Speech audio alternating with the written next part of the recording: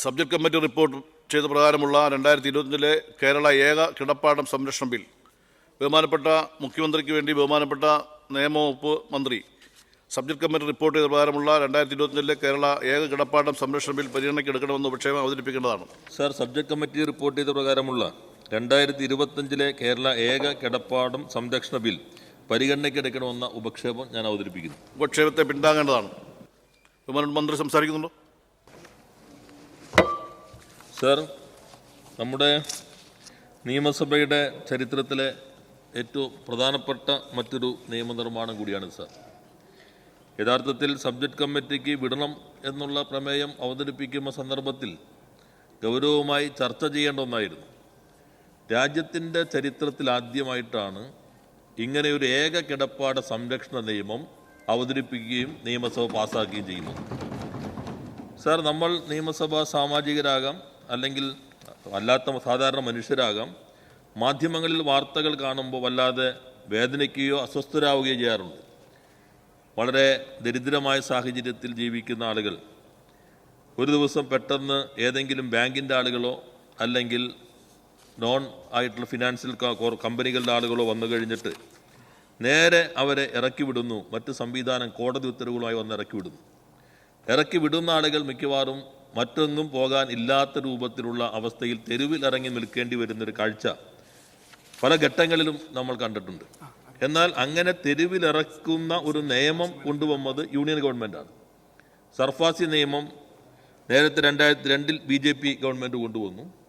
അതിനുശേഷം കോൺഗ്രസ് നയിക്കുന്ന ഗവൺമെൻറ്റുകളുണ്ടായിരുന്നു.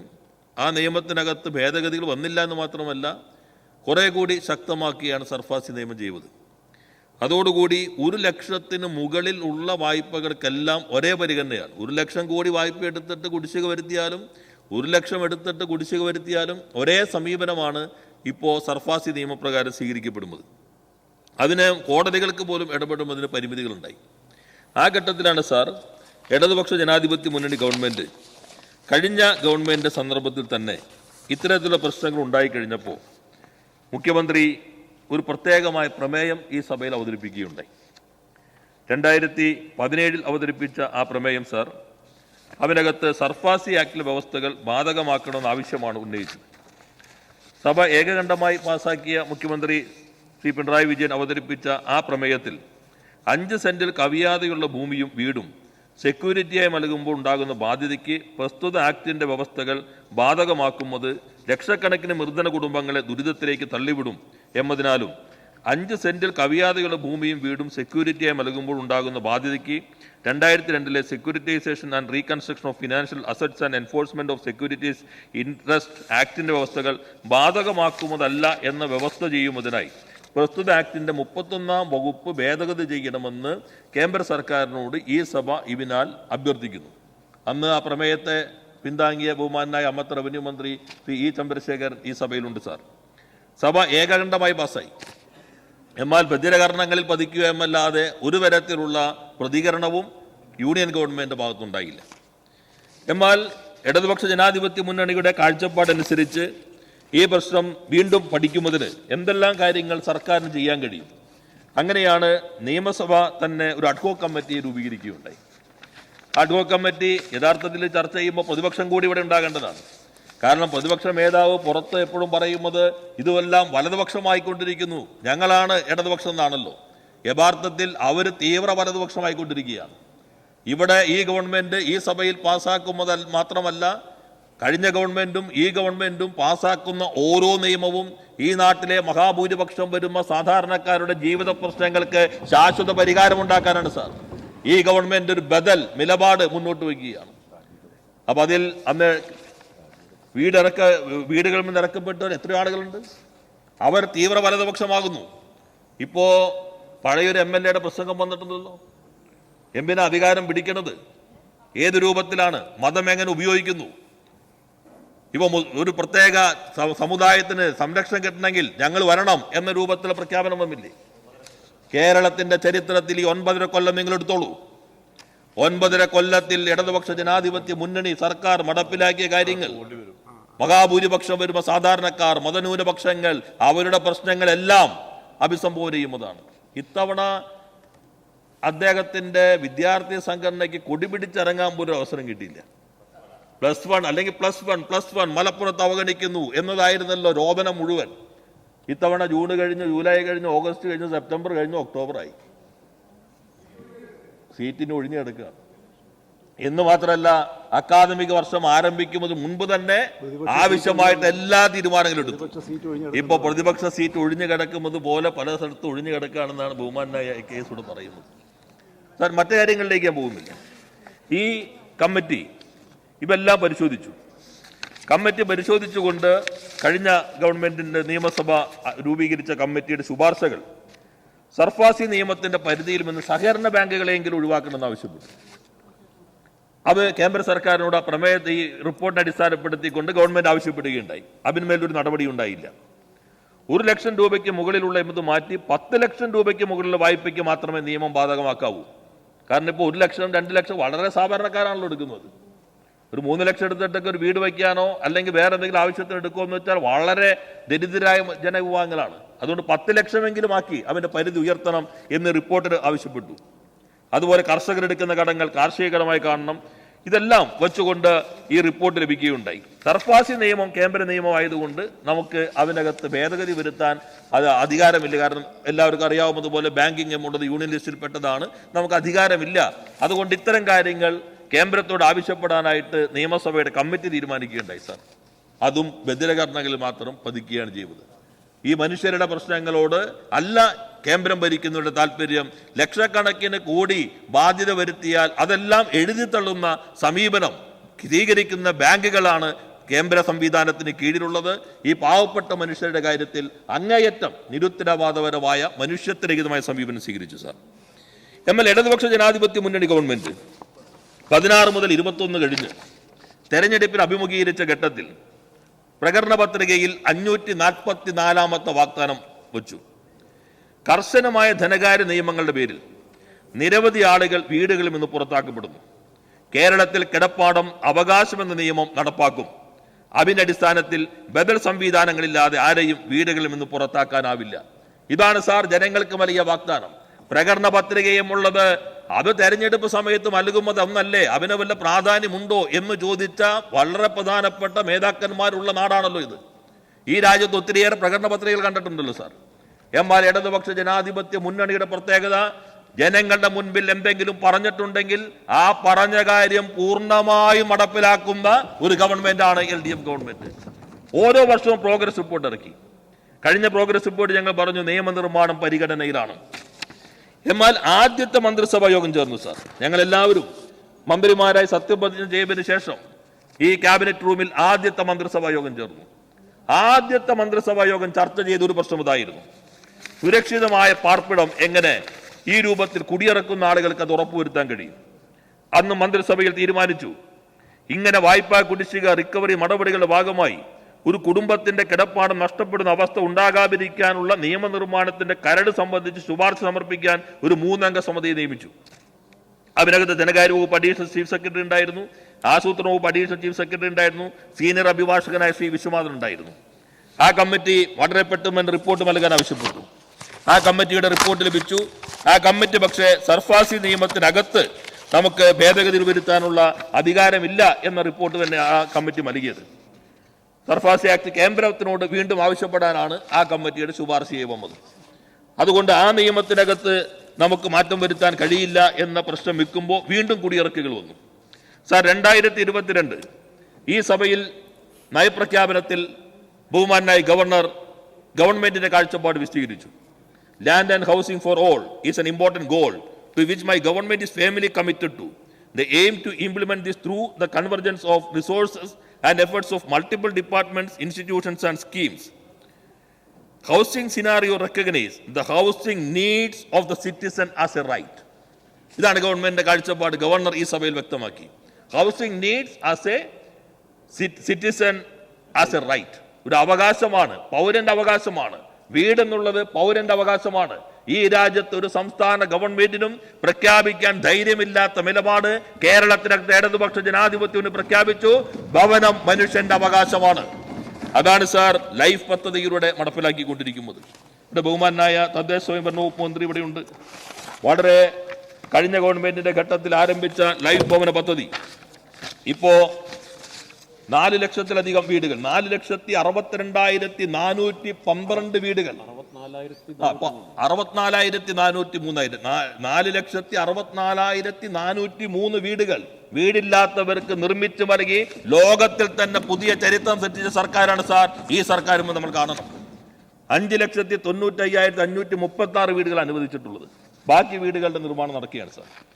സാർ, ബഹുമാനായ തദ്ദേശ സ്വയംഭരണ വകുപ്പ് മന്ത്രി ഞാനും ബഹുമാനായ മുഖ്യമന്ത്രിക്കൊപ്പം കഴിഞ്ഞ ദിവസം ഒരു ചടങ്ങിൽ പങ്കെടുക്കുകയുണ്ടായി സാർ. മട്ടാഞ്ചേരി, നമുക്കിപ്പോൾ ചേരി കേരളത്തിൽ അധികം ഉണ്ടായിരുന്നില്ല, അപൂർവം അങ്ങനെ ചേരിയുള്ള പ്രദേശങ്ങളിലൊന്നായിരുന്നു മട്ടാഞ്ചേരി.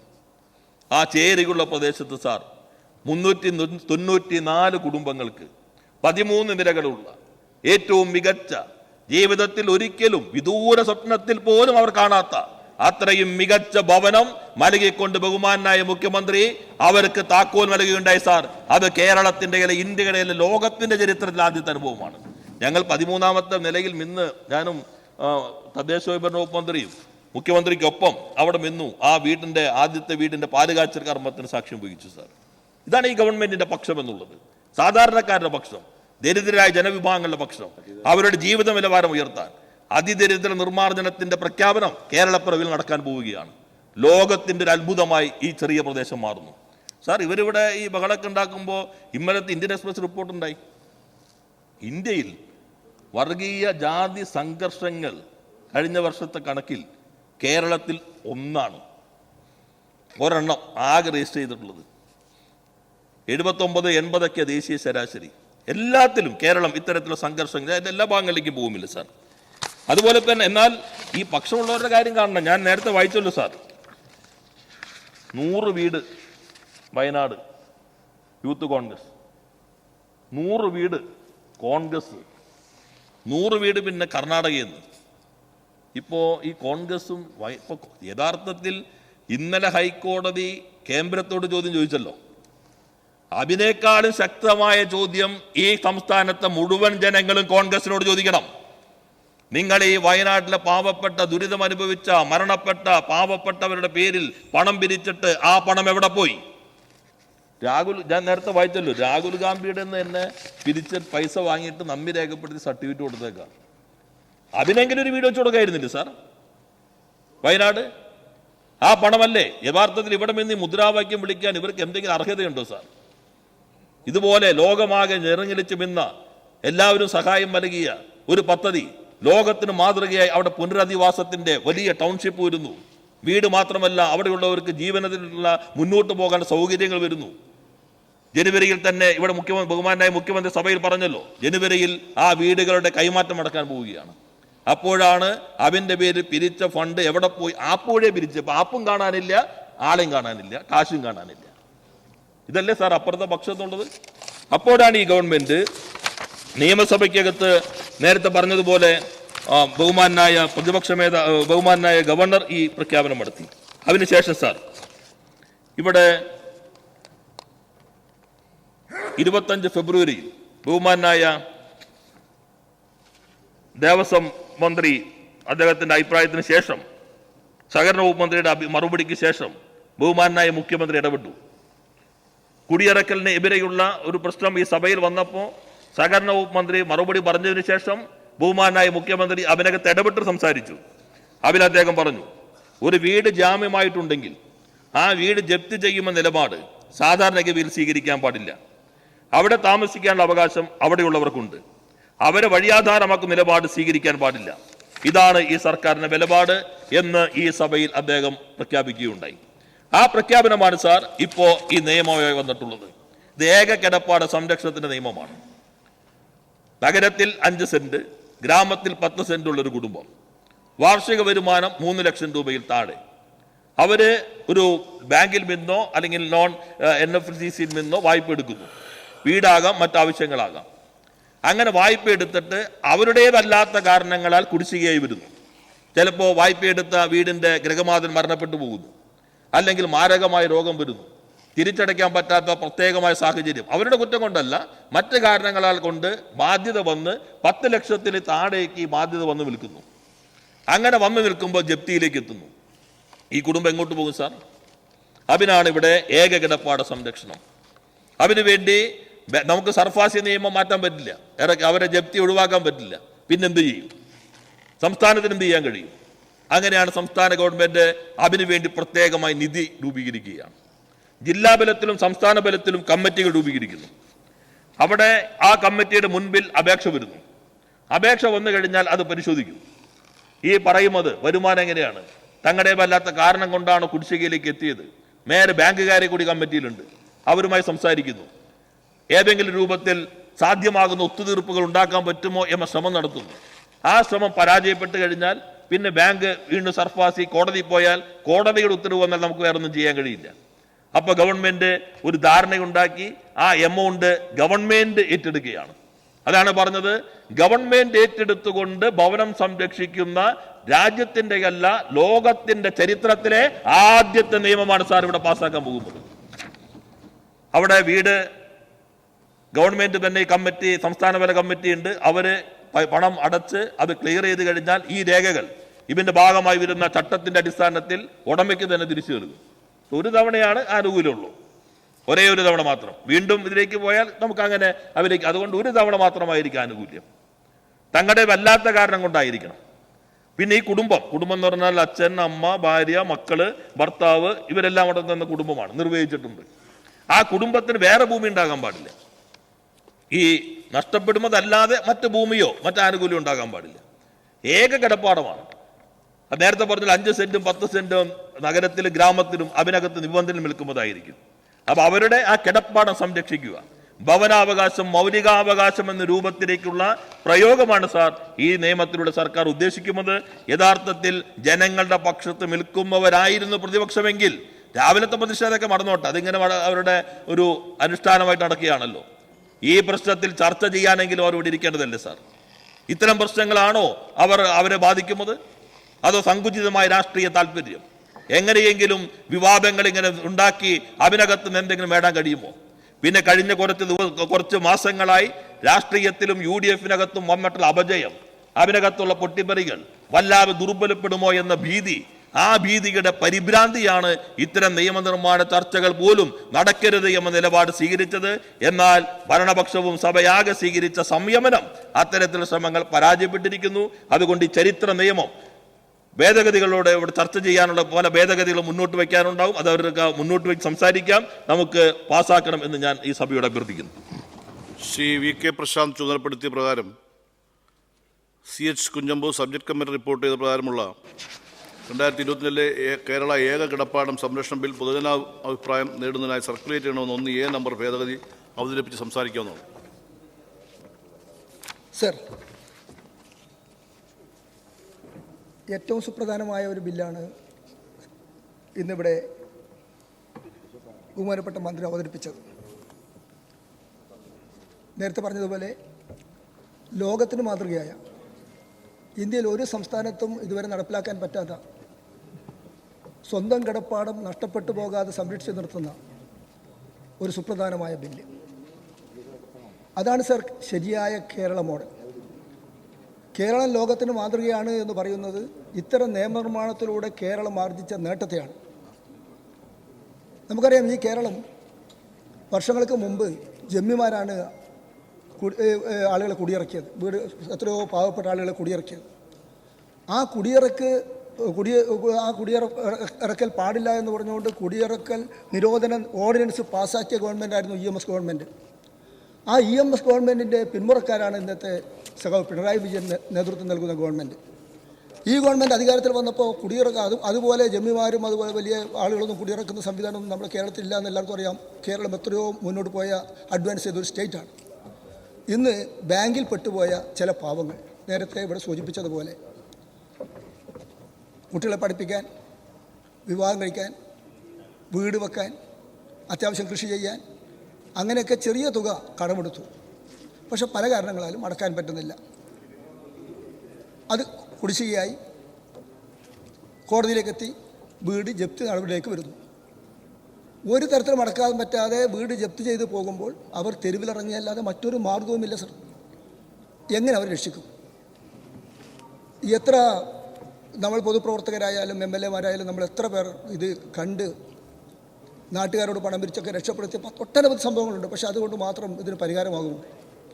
അവിടെയാണ് സർക്കാർ അവർക്കൊരു തണലായി താങ്ങായി വന്നത്. പാവപ്പെട്ടവർ, നിർധനർ, 5 സെൻറ്റ് ഭൂമി മാത്രമേ ഉള്ളൂ അവർക്ക്. ഒരു കൊച്ചു വീടുണ്ട്, കടത്തിൽ പെട്ടുപോയി. ആ കടത്തിൽ പെട്ടുപോകുന്നതിന് ന്യായമായ കാരണമുണ്ട്. അവരെ രക്ഷിക്കണം. അവിടെ സർക്കാർ ആ കടം ഏറ്റെടുത്ത് അത് സർക്കാർ അടക്കാമെന്ന് പറഞ്ഞ് അവർ രക്ഷിക്കണം. അതിനാണ് സർ ഈ നിയമം കൊണ്ടുവന്നത്. അതുകൊണ്ടാണ് ഈ നിയമം സുപ്രധാനമാകുന്നത്. പാവങ്ങളെ ചേർത്ത് നിർത്തുന്ന സർക്കാരാണ് LDF സർക്കാർ എന്ന് കഴിഞ്ഞ എത്രയോ കാലമായി തെളിയിച്ച ഒരു സർക്കാരാണ് നമ്മുടെ സർക്കാർ. അപ്പോൾ ആ സർക്കാർ ജനങ്ങളെ, പാവങ്ങളെ അവർക്ക് വേണ്ടുന്ന പരിരക്ഷ കൊടുക്കുന്നതിന് വേണ്ടിയാണ് ഈ നിയമം ഇപ്പോൾ ഈ ബില്ലിവിടെ കൊണ്ടുവന്നത്. നേരത്തെ സൂചിപ്പിച്ച ഒരു വർഷമുണ്ട് സർഫാസി ആക്ട് ഉണ്ട്. 2002 BJP ഗവൺമെൻറ് കൊണ്ടുവന്ന സർഫാസി ആക്ട് ജനവിരുദ്ധമായ, ജനാധിപത്യ വിരുദ്ധമായ ഒരു ആക്റ്റാണ്. ആ ആക്ടിൻ്റെ ഫലമായി കോടതിയിലും പോകേണ്ട, മറ്റൊരു നിയമ നടപടിയും സ്വീകരിക്കേണ്ട, ബാങ്ക് ലോൺ കൊടുക്കുന്നു, 2 തവണ ഡ്യൂ വരുന്നു, ഉടനെ നോട്ടീസ് വരുന്നു, സർഫാസി ആക്ട് പ്രകാരം നിങ്ങളുടെ വീട് ജപ്തി ചെയ്യുന്നു. അതൊരു കടുത്ത ജനവിരുദ്ധ നിയമമാണ്. ആ നിയമം അപ്ലിക്കബിളായ ബാങ്കുകൾ ക്രൂരമായിട്ടാണ് പെരുമാറുന്നത്. ബാങ്കുകളാണെങ്കിൽ അവർക്ക് NPA കുറച്ചേ പറ്റൂ. Reserve bank of India NPA കുറക്കാൻ വേണ്ടിയിട്ട് കർശനമായ മാനദണ്ഡങ്ങൾ വെക്കുന്നു. അത് വെച്ച് NPA കുറക്കാൻ ഏത് മാർഗവും സ്വീകരിക്കാം. അതാണ് ഇപ്പോൾ പല ബാങ്കുകളും ചെയ്യുന്നത്. അതുകൊണ്ട് ഈ സർഫാസി ആക്ട് പ്രകാരം ജപ്തി ചെയ്യപ്പെടുന്ന ആളുകളുടെ പട്ടികയിൽ പാവപ്പെട്ടവർ പെട്ടിട്ടുണ്ടെങ്കിൽ 5 ലക്ഷം രൂപ വരെ ലോൺ വാങ്ങിയ, തിരിച്ചടവ് 10 ലക്ഷത്തിൽ കവിയാത്ത അത്തരം പാവപ്പെട്ട ആളുകൾ പെട്ടുപോയിട്ടുണ്ടെങ്കിൽ അവരെ രക്ഷിക്കാൻ ഉൾപ്പെടെയുള്ളതാണ് ഈ പുതിയ ബില്ലിലൂടെ വിഭാവനം ചെയ്യുന്നത് എന്നതാണ് ഇതിൻ്റെ ഏറ്റവും പ്രധാനപ്പെട്ട പ്രത്യേകത. അതോടൊപ്പം തന്നെ പാവങ്ങൾക്കൊപ്പമാണ് ഈ സർക്കാർ എന്നതിൻ്റെ എത്രയോ തെളിവുകൾ കഴിഞ്ഞ 10 കൊല്ലം കൊണ്ട് തന്നെ നമുക്കറിയാം. ലൈഫ് പദ്ധതിയിൽ 5 ലക്ഷം വീടുകൾ വന്നു. ലൈഫ് പദ്ധതി എന്ന് പറയുന്നത് ഏത് സംസ്ഥാനത്താണ് സർ അങ്ങനെ വീടുകൾ കൊടുക്കുന്നൊരു പദ്ധതി ഉള്ളത്?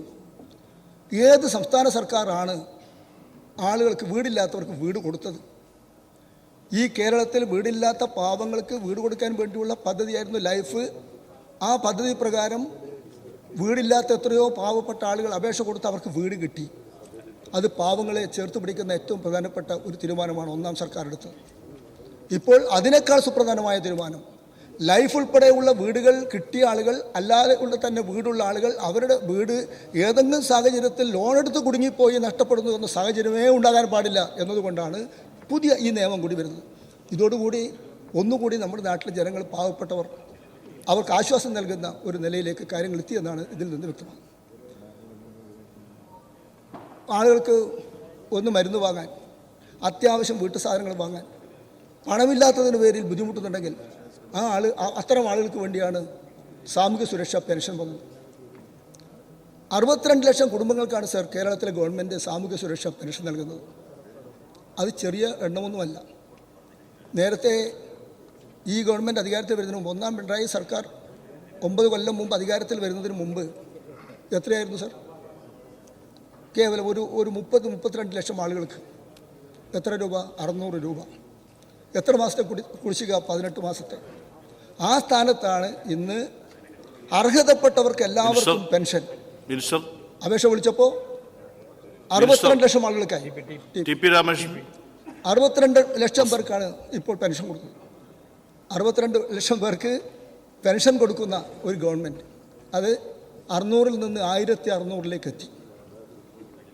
പെൻഷൻ ആരംഭിക്കുന്നത് 1980-ൽ നാനാർ ഗവൺമെൻറ് 45 രൂപയാണ് കൊടുത്തത്.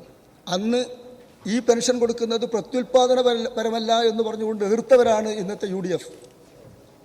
അന്നത്തെ അവരുടെ ഏറ്റവും പ്രധാനപ്പെട്ട നേതാവായിരുന്ന K. കരുണാകരൻ ഇത് കൊടുക്കുന്നതേ ശരിയല്ല എന്ന് വാദിച്ച ആളാണ്. പക്ഷേ 45 രൂപ അന്ന് കൊടുത്ത് തുടങ്ങിയതാണ് ഇന്ന് 1600 എത്തിയത്. ഈ കാലയളവിൽ മാറി മാറി വന്ന സർക്കാരുകളുണ്ട്. ഈ സർക്കാരിൽ UDF-ൻ്റെ ഏത് ഗവൺമെൻറ്റാണ്? ആൻ്റണി ഗവൺമെൻറ് വന്നു, ഉമ്മൻചാണ്ടി ഗവൺമെൻറ് വന്നു, കരുണാകരൻ തന്നെ ഉണ്ടായിരുന്നു. ഇവരാരാണ് ഏതെങ്കിലും ഘട്ടത്തിൽ പെൻഷൻ വർദ്ധിപ്പിച്ചത്? ഒരു തവണ പോലും വർദ്ധിപ്പിച്ചില്ല. ആകെ VS കൊണ്ടുവന്ന 500-നെ പിന്നീട് വന്ന ഉമ്മൻചാണ്ടി 600-ആക്കി മാറ്റി എന്നത് കഴിഞ്ഞാൽ പെൻഷൻ അത് കൊടുത്തില്ല. അത് എഴുതി വെച്ച മാത്രം കൊടുത്തില്ല. എഴുതി വെച്ച് കൊടുത്തില്ല. ഒരു പൈസ പോലും കൊടുത്തില്ലല്ലോ. എന്നാൽ LDFിൻ്റെ ഗവൺമെൻറ് ഓരോ ഘട്ടത്തിൽ വന്നപ്പോഴും തുക വർദ്ധിപ്പിച്ചു. അതിനനുസരിച്ച് 1600 എത്തിച്ചു. പിന്നെ 1600 രൂപയാണ് പെൻഷൻ. ഇപ്പോൾ ഒരു മിനിറ്റ്, 1600 രൂപ 2500 എത്തിക്കാനാണ് സർ ശ്രമിക്കുന്നത്. ഈ ഗവൺമെൻറ് 6 മാസം കൂടിയുണ്ട്. ഈ ഗവൺമെൻറ് കാലാവധിയിൽ തന്നെ ഈ 1600 രൂപ 2000-ഓ 2500-ലേക്കോ വർദ്ധിപ്പിക്കുവാൻ ആവശ്യമായ നടപടിയിലേക്കാണ് സർക്കാർ പോകുന്നത്. ഇത് പാവങ്ങൾക്കൊപ്പം നിൽക്കുന്ന ഗവൺമെൻറ്റാണ്. അല്ല, ഒരു ചെറിയ കാര്യം. നമ്മൾ ഈ ഏക കിടപ്പാടം സംരക്ഷിക്കുന്നതിന് വേണ്ടിയിട്ട് കേരള ഗവൺമെൻറ് LDF ഗവൺമെൻറ് എടുക്കുന്ന ഒരു നിയമനിർമ്മാണവുമായി ബന്ധപ്പെട്ട ചർച്ചയാണ് നടക്കുന്നത്. സാറേ, ഇന്ത്യയിലെ തന്നെ ഏറ്റവും ശ്രദ്ധേയമായിട്ടുള്ള അല്ലെങ്കിൽ ഏറ്റവും പ്രധാനമായിട്ട് നമ്മൾ ചർച്ച ചെയ്യപ്പെട്ടതാണ് ഈ മുണ്ടക്കൈ ചൂരൽമല ദുരന്തം. അതൊരു ദേശീയ ദുരന്തമായി പ്രഖ്യാപിക്കണമെന്ന് പല ആവർത്തി നാം ആവശ്യപ്പെടുകയുണ്ടായി. ആ ദുരന്തവുമായി ബന്ധപ്പെട്ട് അവിടെ നാഷണലൈസ്ഡ് ബാങ്കുകളും ഷെഡ്യൂൾഡ് ബാങ്കുകളും എടുത്ത കടം എഴുതിത്തള്ളണമെന്ന് ബഹുമാനപ്പെട്ട ഹൈക്കോടതി നിരവധി പ്രാവശ്യം ആവശ്യപ്പെട്ടിട്ടും കഴിഞ്ഞ ദിവസം കേന്ദ്ര ഗവൺമെൻറ് കൈമലർത്തിയത് അങ്ങയുടെ ശ്രദ്ധയിൽപ്പെട്ടിട്ടുണ്ടോ? വയനാട്ടിലെ ചൂരൽമലയിലും അതുപോലെ തന്നെ അവിടെ ഉണ്ടായ ദുരന്തത്തിൽപ്പെട്ടവർ സർവസ്വവും നഷ്ടപ്പെട്ടു. അവർ ജീവനോപാധികൾ മുഴുവൻ പോയി. ഒരു തരത്തിലും അവർക്ക് തിരിച്ചടക്കാൻ പറ്റില്ല. അവരോടൊരു മനുഷ്യത്വപരമായ നിലപാട് സ്വീകരിക്കണമായിരുന്നില്ല കേന്ദ്ര ഗവൺമെൻറ്. അതെടുത്തില്ലെന്ന് മാത്രമല്ല, അടക്കില്ല എന്ന് കോടതിയിൽ തന്നെ ധിക്കാരപരമായ നിലപാടെടുത്തപ്പോഴാണ് കോടതിക്ക് അത് പറയേണ്ടി വന്നത്. എന്നാൽ ആ സെൻട്രൽ ഗവൺമെൻറ് ഇന്ത്യയിലെ വൻകിട കോർപ്പറേറ്റുകൾക്ക് കോടികളാണ് എഴുതി തള്ളുന്നത്. ലക്ഷക്കണക്കിന് കോടിയാണ് എഴുതി തള്ളുന്നത്. ഈ കോർപ്പറേറ്റുകൾക്ക് വഴിവിട്ട് എല്ലാ സഹായവും ചെയ്യുന്ന കേന്ദ്ര ഗവൺമെൻറ് നാട്ടിലെ പാവപ്പെട്ടവർക്ക് ഒരു ചെറിയ ആശ്വാസം പകരാൻ പോലും തയ്യാറാകുന്നില്ല എന്നത് നമ്മൾ കണ്ടുകൊണ്ടിരിക്കുന്ന കാര്യമാണ്. അപ്പോഴാണ് കേരളത്തിലെ ഗവൺമെൻറ് ഈ പാവങ്ങൾക്കൊപ്പം നിന്നുകൊണ്ട് ഈ സഹായങ്ങളെല്ലാം ചെയ്യാൻ പോകുന്നത്. ഞാൻ 1-2 പറഞ്ഞുകൊണ്ട് അവസാനിപ്പിക്കാം സർ. നമുക്കറിയാം, ഇപ്പോൾ നമ്മുടെ സംസ്ഥാനം അതിദാരിദ്ര്യ മുക്ത സംസ്ഥാനമായി പ്രഖ്യാപിക്കാൻ പോവുകയാണ്. അതിദരിദ്രരില്ലാത്ത ഇന്ത്യയിലെ ലോകത്തെ ആദ്യത്തെ സംസ്ഥാനം കേരളം നവംബർ 1 പ്രഖ്യാപിക്കുന്നു. ഇന്ത്യയിലെ മൊത്തം കണക്ക് നോക്കിയപ്പോൾ ഏറ്റവും കൂടുതൽ ബീഹാർ 37% സർ അതിദരിദ്രം. ഗുജറാത്ത്, UP, മധ്യപ്രദേശ് ഉൾപ്പെടെ BJP ഭരിക്കുന്ന മറ്റ് സംസ്ഥാനങ്ങൾ, കോൺഗ്രസ് ഭരിക്കുന്ന സംസ്ഥാനങ്ങൾ എടുത്താൽ അവിടങ്ങളെല്ലാം 20%-ഉം അതിന് മുകളിലുമാണ് സർ അതിദരിദ്രം. കേരളത്തിൽ 0.5% ഉണ്ടായിരുന്നത്. ആ 0.5% ആരാണെന്ന് കണ്ടുപിടിച്ചു. 64,008 കുടുംബങ്ങൾ. ഈ 64,008 കുടുംബങ്ങൾ അവരെ ക്ലേശ ഘടകങ്ങളെല്ലാം ഏതാണ് എന്ന് കണ്ടെത്തി ഓരോന്നോരോന്ന് പരിഹരിച്ച് അത് ഗ്രാമങ്ങൾ പരിഹരിച്ചു, പഞ്ചായത്തുകൾ പരിഹരിച്ചു, ജില്ലകൾ പരിഹരിച്ചു. ഇപ്പോൾ സംസ്ഥാനത്ത് നവംബർ 1-ാം തീയതി ഒരാൾ പോലും അതിദരിദ്രനില്ലാത്ത സംസ്ഥാനമായി കേരളം മാറാൻ പോകുന്നു എന്നത് മറ്റെല്ലാ രംഗത്തും മാതൃക കാണിച്ചതുപോലെ തന്നെ കേരളം ഇന്ത്യക്കും ലോകത്തിനും കാണിക്കാൻ പോകുന്ന ഒരു മാതൃകയാണ്. അതിദരിദ്രനില്ലാത്ത സംസ്ഥാനം. ഇതെല്ലാം തന്നെ കേരളം പാവപ്പെട്ട സാധാരണക്കാരുടെ ഒപ്പം നിൽക്കുന്ന ഒരു സംസ്ഥാനമാണ് എന്നും അതിന് കൂടെ നിൽക്കുന്ന ഒരു ഗവൺമെൻറ്റാണ് എന്നതിൻ്റെയും ഏറ്റവും പ്രധാനപ്പെട്ട തെളിവാണ്. ഞാൻ വിശദാംശങ്ങളിലേക്ക് പോകുന്നില്ല സർ. ഇവിടെ ഭൂമി ഉണ്ട്, പക്ഷെ പട്ടയം കിട്ടുന്നില്ല. പട്ടയം എന്നത് ഒരു മനുഷ്യൻ്റെ ഒരു ആഗ്രഹമാണ്, ഒരു ധൈര്യമാണ്. ഭൂമിക്ക് ഉടമസ്ഥത കിട്ടിയ, അവകാശം കിട്ടിയെന്ന് പറഞ്ഞാൽ അവർക്കൊരു ജീവിതത്തിൽ സന്തോഷവും ധൈര്യവും ഉണ്ടാകുന്നു. എൻ്റെ ഇടം കിട്ടി, തൻ്റെ ഇടം വരുന്നു. അങ്ങനെ മനുഷ്യനാക്കി അവർക്ക് ഭൂമിയിൽ അവകാശം കൊടുക്കുന്നതിന് വേണ്ടി പ്രതിജ്ഞാബദ്ധതയോടുകൂടി പ്രവർത്തിക്കുന്ന LDF ഗവൺമെൻറ് കഴിഞ്ഞ 10 വർഷത്തിനിടയിൽ ലക്ഷക്കണക്കിന് ആളുകൾക്ക് പട്ടയം വിതരണം ചെയ്തു. അപ്പോൾ ഈ നിലയിൽ ഇതെല്ലാം സാധാരണക്കാരെ, പാവപ്പെട്ടവരെ നോക്കി, സമൂഹത്തിലെ ഉന്നതന്മാരെ നോക്കി അവർക്ക് വേണ്ടിയല്ല, സാധാരണക്കാരെ നോക്കി പാവങ്ങൾക്ക് വേണ്ടി നിൽക്കുന്ന ഒരു ഗവൺമെൻറ്. ആ ഗവൺമെൻറ്റിൻ്റെ സുപ്രധാനമായ നിയമനിർമ്മാണ പ്രക്രിയയിലൊന്നാണ് ഈ ഏക കിടപ്പാടം നഷ്ടപ്പെടാതിരിക്കാൻ വേണ്ടിയുള്ള ഈ പുതിയ ബില്ല്. ഈ ബില്ല് നിയമമാക്കി നമ്മുടെ നാട്ടിൽ നിന്ന് പാവപ്പെട്ട ആളുകൾ തെരുവിലേക്ക് വലിച്ചെറിയപ്പെടാതിരിക്കാനുള്ള ഈ നിയമത്തിന് എല്ലാവിധ പിന്തുണയും പ്രഖ്യാപിച്ചുകൊണ്ട് ഞാൻ എൻ്റെ വാക്കുകൾ അവസാനിപ്പിച്ചു. ശ്രീമതി CK ആശ ചുമതലപ്പെടുത്തിയ പ്രകാരം ശ്രീ ടൈസൺ മാസ്റ്റർ ബിൽ വീണ്ടും അതേ സബ്ജക്ട് കമ്മിറ്റിയുടെ പരിഗണനയ്ക്ക് അയക്കണമെന്ന 2B നമ്പർ ഭേദഗതി അവതരിപ്പിച്ച് സംസാരിക്കാവുന്നതാണ്. സർ, നിയമസഭയുടെ കറുത്ത ദിനങ്ങൾക്കിടയിലും ഏറെ സന്തോഷം നൽകുന്ന ദിവസമാണിന്ന്. ഒരു മോഡലായിട്ടുള്ള ഒരു ബിൽ വീണ്ടും കേരള നിയമസഭ പാസ്സാക്കുന്ന ദിവസമാണ്. അതുമാത്രമല്ല, ഇന്ന് നമ്മുടെ വളരെ പ്രധാനപ്പെട്ട മറ്റൊരു കാര്യം കൂടി ഇവിടെ പ്രഖ്യാപിക്കപ്പെട്ടു. ഗതാഗത വകുപ്പ് മന്ത്രി ക്യാൻസർ രോഗികൾക്ക് ആശ്വാസം വരുന്ന സൂപ്പർ ഫാസ്റ്റിനുൾപ്പെടെയുള്ള അതിൽ താഴെയുള്ള ബസ്സുകൾക്ക് അതിൽ സൗജന്യ ചികിത്സാ യാത്ര നടത്താനുള്ള ഒരു അവസരം കൂടി അനുവദിക്കപ്പെട്ടു എന്നുള്ളതും വളരെ സന്തോഷം നൽകുന്ന കാര്യമാണ്. സർ, ജനാധിപത്യത്തിൻ്റെ സൗരഭ്യം എന്ന് പറയുന്നത് പ്രതിപക്ഷ ചർച്ചയും അതുപോലെ തന്നെ അഭിപ്രായ സമന്വയമൊക്കെയാണ്. എന്നാൽ ഇപ്പോഴത്തെ സ്ഥിതി എന്താണ്? ചർച്ച ചെയ്യാനാടില്ല. ഏറ്റവും പ്രധാനപ്പെട്ട ബില്ലുകൾ പോലും ലോകത്തിൻ്റെ മുമ്പിൽ ചൂണ്ടിക്കാണിക്കാൻ കഴിയുന്ന വലിയ ബില്ലുകൾ വരുന്ന സന്ദർഭത്തിൽ പോലും അവരുടെ സാന്നിധ്യം ഇവിടെ ഇല്ല എന്നുള്ളത് നമ്മളെ ഏറെ സങ്കടം നൽകുന്നതാണ് എന്നുകൂടി ഞാൻ സൂചിപ്പിക്കുകയാണ്. 2025 ഏക കിടപ്പാടം സംരക്ഷണ ബില്ലിനെ ഒരിക്കൽ കൂടി സന്തോഷമായി പിന്തുണയ്ക്കുന്നു. ഇടതുപക്ഷ സർക്കാർ അതിൻ്റെ ഏറ്റവും നിർധനരായ കുടുംബങ്ങൾക്ക് വേണ്ടിയുള്ള ഓരോ ദൗത്യവും പൂർത്തീകരിക്കുന്ന സന്ദർഭമാണിത്. ഇടതുപക്ഷ ജനാധിപത്യ മുന്നണി അധികാരത്തിൽ വരുമ്പോഴെല്ലാം ചെയ്ത ഏറ്റവും ആദ്യത്തെ തുടങ്ങി നമ്മൾ ആലോചിച്ചറിയാം 10 സെൻറ്റ് മുതൽ അതുപോലെ നമ്മുടെ ലക്ഷം വീട് പദ്ധതി, ജനകീയ ആസൂത്രണ പ്രസ്ഥാനം, സാക്ഷരതാ പ്രസ്ഥാനം, അതുപോലെ ഇപ്പോൾ ലൈഫ് മിഷൻ, അങ്ങനെ ഒരുപാട് കാര്യങ്ങൾ ഒരു സൈഡിൽ നടക്കുന്നു. നവംബർ 1 പ്രഖ്യാപിക്കപ്പെടുന്ന അതിദാരിദ്ര്യമില്ലാത്ത കേരളം ഉൾപ്പെടെ പ്രഖ്യാപിക്കപ്പെടുന്ന സമയത്ത് തന്നെയാണ് നമുക്ക് ഒരു വലിയ നിയമം കൂടി ഇവിടെ പാസ്സാക്കാനുള്ള വളരെ സന്തോഷപൂർവ്വ ഒരു അനുഭവം ഉണ്ടാകുന്നത്. ഈ കുടുംബങ്ങൾ അവരുടെ പ്രശ്നം പരിഹരിക്കുക എന്ന് പറയുന്നത് എത്രയോ നാളെ നമ്മൾ ഇതെന്ത് ചെയ്യുമെന്ന് വിഷമിച്ചിരുന്ന ഒരു സ്ഥിതി പരിഹരിക്കാനുള്ള സന്ദർഭമാണ് വരുന്നത്. കണ്ണീരുണങ്ങിയ വരണ്ട കൺതടങ്ങളിൽ ഇനിയൊരു അല്പം ആശ്വാസം ലഭിക്കുന്ന ഒരു നിയമമാണ് ഇപ്പോഴിവിടെ വരുന്നത്. സാധാരണക്കാരായ മനുഷ്യൻ്റെ ഒരു ആയുസ് മുഴുവൻ നടത്തിയ അധ്വാനത്തിൻ്റെ ഫലമായാണ് ഒരു കൊച്ചു വീടുണ്ടാക്കുന്നത്.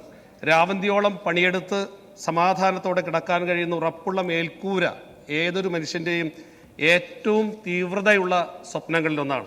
പക്ഷേ കനലെരിയുന്ന ജീവിതപാതയിലൂടെ കടന്നു പോകുമ്പോൾ ചില മനുഷ്യർ അറിയാതെ കടക്കണിയിൽ അകപ്പെട്ടു പോകുന്നു. ചികിത്സയ്ക്കാകാം, വിദ്യാഭ്യാസത്തിനാകാം, കച്ചവടമാകാം, മകളുടെ വിവാഹമാകാം, അല്ലെങ്കിൽ ഉപജീവനത്തിനുള്ള വസ്തുക്കൾ വാങ്ങുന്നത് കൊണ്ട് ആകാം. ചിലപ്പോൾ എന്തെങ്കിലും ദുരന്തങ്ങൾ നേരിട്ടുമാവാം. എന്തുമാകട്ടെ, അവൻ്റെ തണലായ വീട് പണയം വെച്ച് വാങ്ങുന്ന വായ്പകൾ അടയ്ക്കാതെ വരുമ്പോൾ നേരിടുന്ന ഗുരുതരമായ പ്രതിസന്ധിയാണ് കുടിയിറക്കം അല്ലെങ്കിൽ വീട് ഉപേക്ഷിക്കപ്പെടേണ്ട ഒരു രീതി വരുന്നത്. CP അബ്ദുൾ റഹീമിൻ്റെ ഒരു കവിത ഇങ്ങനെയാണ്: കനിവാർന്ന ഭാരതം കണ്ണുനീർ വാർക്കുന്നതെന്ത്, കരളലിയിക്കുമീ കാഴ്ചയുടെ കാര്യമെന്ത്, കഥയേറെ ചൊല്ലുമീ കടലാർത്തു കരയുന്നു, കഥനത്തിൽ ഭാരത്താൽ നാടു നടുങ്ങിടുന്നു. സർ, ഇന്ത്യയിൽ ഉടനീളം ജപ്തികൾ കൊണ്ട് കുടിയിറക്കപ്പെടുന്ന ഒരുപാട് കുടുംബങ്ങളുണ്ട്. ഇനി കേരളത്തിൽ അങ്ങനെ ഉണ്ടാവില്ല എന്നുള്ളത് ചരിത്രപരമായ തീരുമാനമായി കണക്കുന്നു. ഇടതുപക്ഷ ജനാധിപത്യ മുന്നണിയുടെ പ്രകടനപത്രികയിൽ പറഞ്ഞ ഒരു വാഗ്ദാനം കൂടി നിറവേറുകയാണ്. നിരവധി വളരെ വൈകാരികമായി ഹൃദയസ്പർക്കായിട്ട് അങ്ങ് ഈ വിഷയം അവിടെ അവതരിപ്പിക്കുന്നത്. ഇതിനകത്തൊരു ചെറിയ സംശയം. നമ്മളിപ്പോൾ ഇതിനകത്ത് ഈ ഏകകിടപ്പാട് സംരക്ഷിക്കലിൻ്റെ അധ്യായം 2 അർഹതാ മാനദണ്ഡങ്ങളിൽ വായ്പാ പരിധി 5 ലക്ഷം രൂപയാണ് വെച്ചിരിക്കുന്നത്. രണ്ടാമത്തെ ക്ലോസിൽ ഈ വായ്പാ തുക, പലിശ, പിഴപ്പലിശ, അനുബന്ധ ചെലവുകൾ ഉൾപ്പെടെ പരമാവധി 10 ലക്ഷം രൂപയിൽ കൂടാൻ പാടില്ല എന്ന് പറയുമ്പോൾ ഒരുപക്ഷെ സ്വകാര്യ ബാങ്കുകൾ അല്ലെങ്കിൽ ഇത്തരം ബാങ്കുകൾ 10 ലക്ഷം രൂപ കഴിയാൻ വേണ്ടി കാത്തു നിന്നാൽ സ്വാഭാവികമായി തന്നെ ഇതിൻ്റെ പരിധിക്കകത്ത് നിന്ന് പുറത്തേക്ക് പോകാനുള്ള സാധ്യതയുണ്ടാകും. അപ്പോൾ അതുകൊണ്ട് രണ്ടാമത്തെ ക്ലോസിനകത്ത് ഈ പരിധി വെക്കുന്നത് അല്പം കൂടെ ഒന്ന് ശ്രദ്ധിച്ചു വെച്ചില്ല എങ്കിൽ ഒരുപക്ഷെ അവർക്ക് മറികടക്കാനുള്ള ഒരു സാധ്യത ഉണ്ടായി കൊടുക്കുമോ എന്നുള്ള സംശയം ഞാൻ പങ്കുവെക്കുകയാണ്. ബില്ല് ഇവിടെ അവതരിപ്പിക്കപ്പെട്ട പ്രിയപ്പെട്ട മന്ത്രി ശ്രീ P. രാജീവ് അദ്ദേഹം ഇക്കാര്യം ഉൾപ്പെടെ ശ്രദ്ധിക്കുമെന്നറിയുന്നു. അതനുസരിച്ച് അഭിപ്രായം പറയേണ്ടത് അദ്ദേഹമാണ്. അദ്ദേഹത്തിൻ്റെ പരിഗണനയ്ക്കായി വിടുകയാണ്. സർ, ഇടതുപക്ഷ സർക്കാർ നമ്മുടെ സംസ്ഥാനത്ത് ആയിരക്കണക്കിനായ വികസന പദ്ധതികളാണ് നടപ്പാക്കി വരുന്നത്. ഒരുപക്ഷെ താരതമ്യേന ഏറ്റവും ചെലവ് കുറഞ്ഞൊരു പദ്ധതിയായി ഈ നിയമത്തെ നമുക്ക് കണക്കാക്കാം. പക്ഷേ ഏറ്റവും ദരിദ്രരായിട്ടുള്ള ജനങ്ങൾക്ക് ഏറ്റവും ഗുണകരമായി ഭവിക്കുന്ന ഈ നിയമം നടപ്പിലാക്കാൻ ശ്രമിക്കുന്ന ഇടതുപക്ഷ സർക്കാരിന് ഈ നാട്ടിലെ ഓരോ പാവപ്പെട്ടവൻ്റെയും ഹൃദയം നിറഞ്ഞ അഭിനന്ദനങ്ങളും നിറഞ്ഞ സ്നേഹവും ലഭിക്കുക തന്നെ ചെയ്യും. ഒരുപക്ഷെ കോടിക്കണക്കിന് രൂപ ചെലവാക്കി നടക്കുന്ന വികസന പ്രവർത്തനങ്ങളെക്കാൾ കൂടുതൽ പരിഗണന യഥാർത്ഥത്തിൽ ഇത്തരം നിയമത്തിന് ലഭിക്കുമെന്ന പ്രതീക്ഷയാണ് ഉള്ളത്. ജനപ്രതിനിധി എന്ന നിലയിൽ എനിക്ക് തോന്നുന്നു ഈ നിയമസഭയിൽ ഇരിക്കുന്ന മിക്ക എല്ലാവരും അഭിമുഖീകരിച്ച പ്രശ്നങ്ങൾ ഏറ്റവും പ്രധാനപ്പെട്ട ഒന്നാണ്. ഏറ്റവും വൈകാരികമായ ഒന്നായി ഈ പ്രശ്നത്തെ എടുക്കുകയാണ്.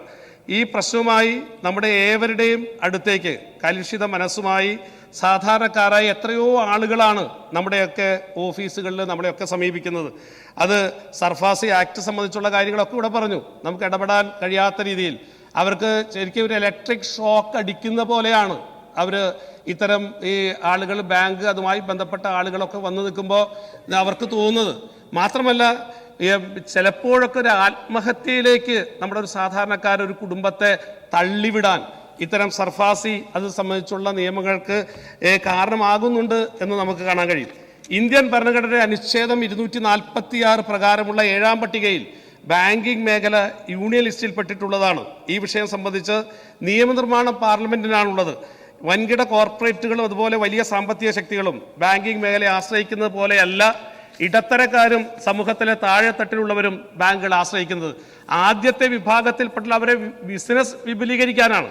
അതേസമയം രണ്ടാമതുള്ളവരോ മകൾക്ക് അല്ലെങ്കിൽ മകന് മെച്ചപ്പെട്ട വിദ്യാഭ്യാസം നൽകുവാൻ, ചികിത്സയ്ക്കുള്ള പണത്തിന്, അങ്ങനെയുള്ള വളരെ ദൈനംദിനമായ ആവശ്യങ്ങൾക്ക് വേണ്ടിയാണ് ഇവർ ബാങ്കുകളെ സമീപിക്കുന്നത്. എന്നാൽ രണ്ട് കടങ്ങളോടുള്ള ബാങ്കിന്റെ സമീപനം എന്താ?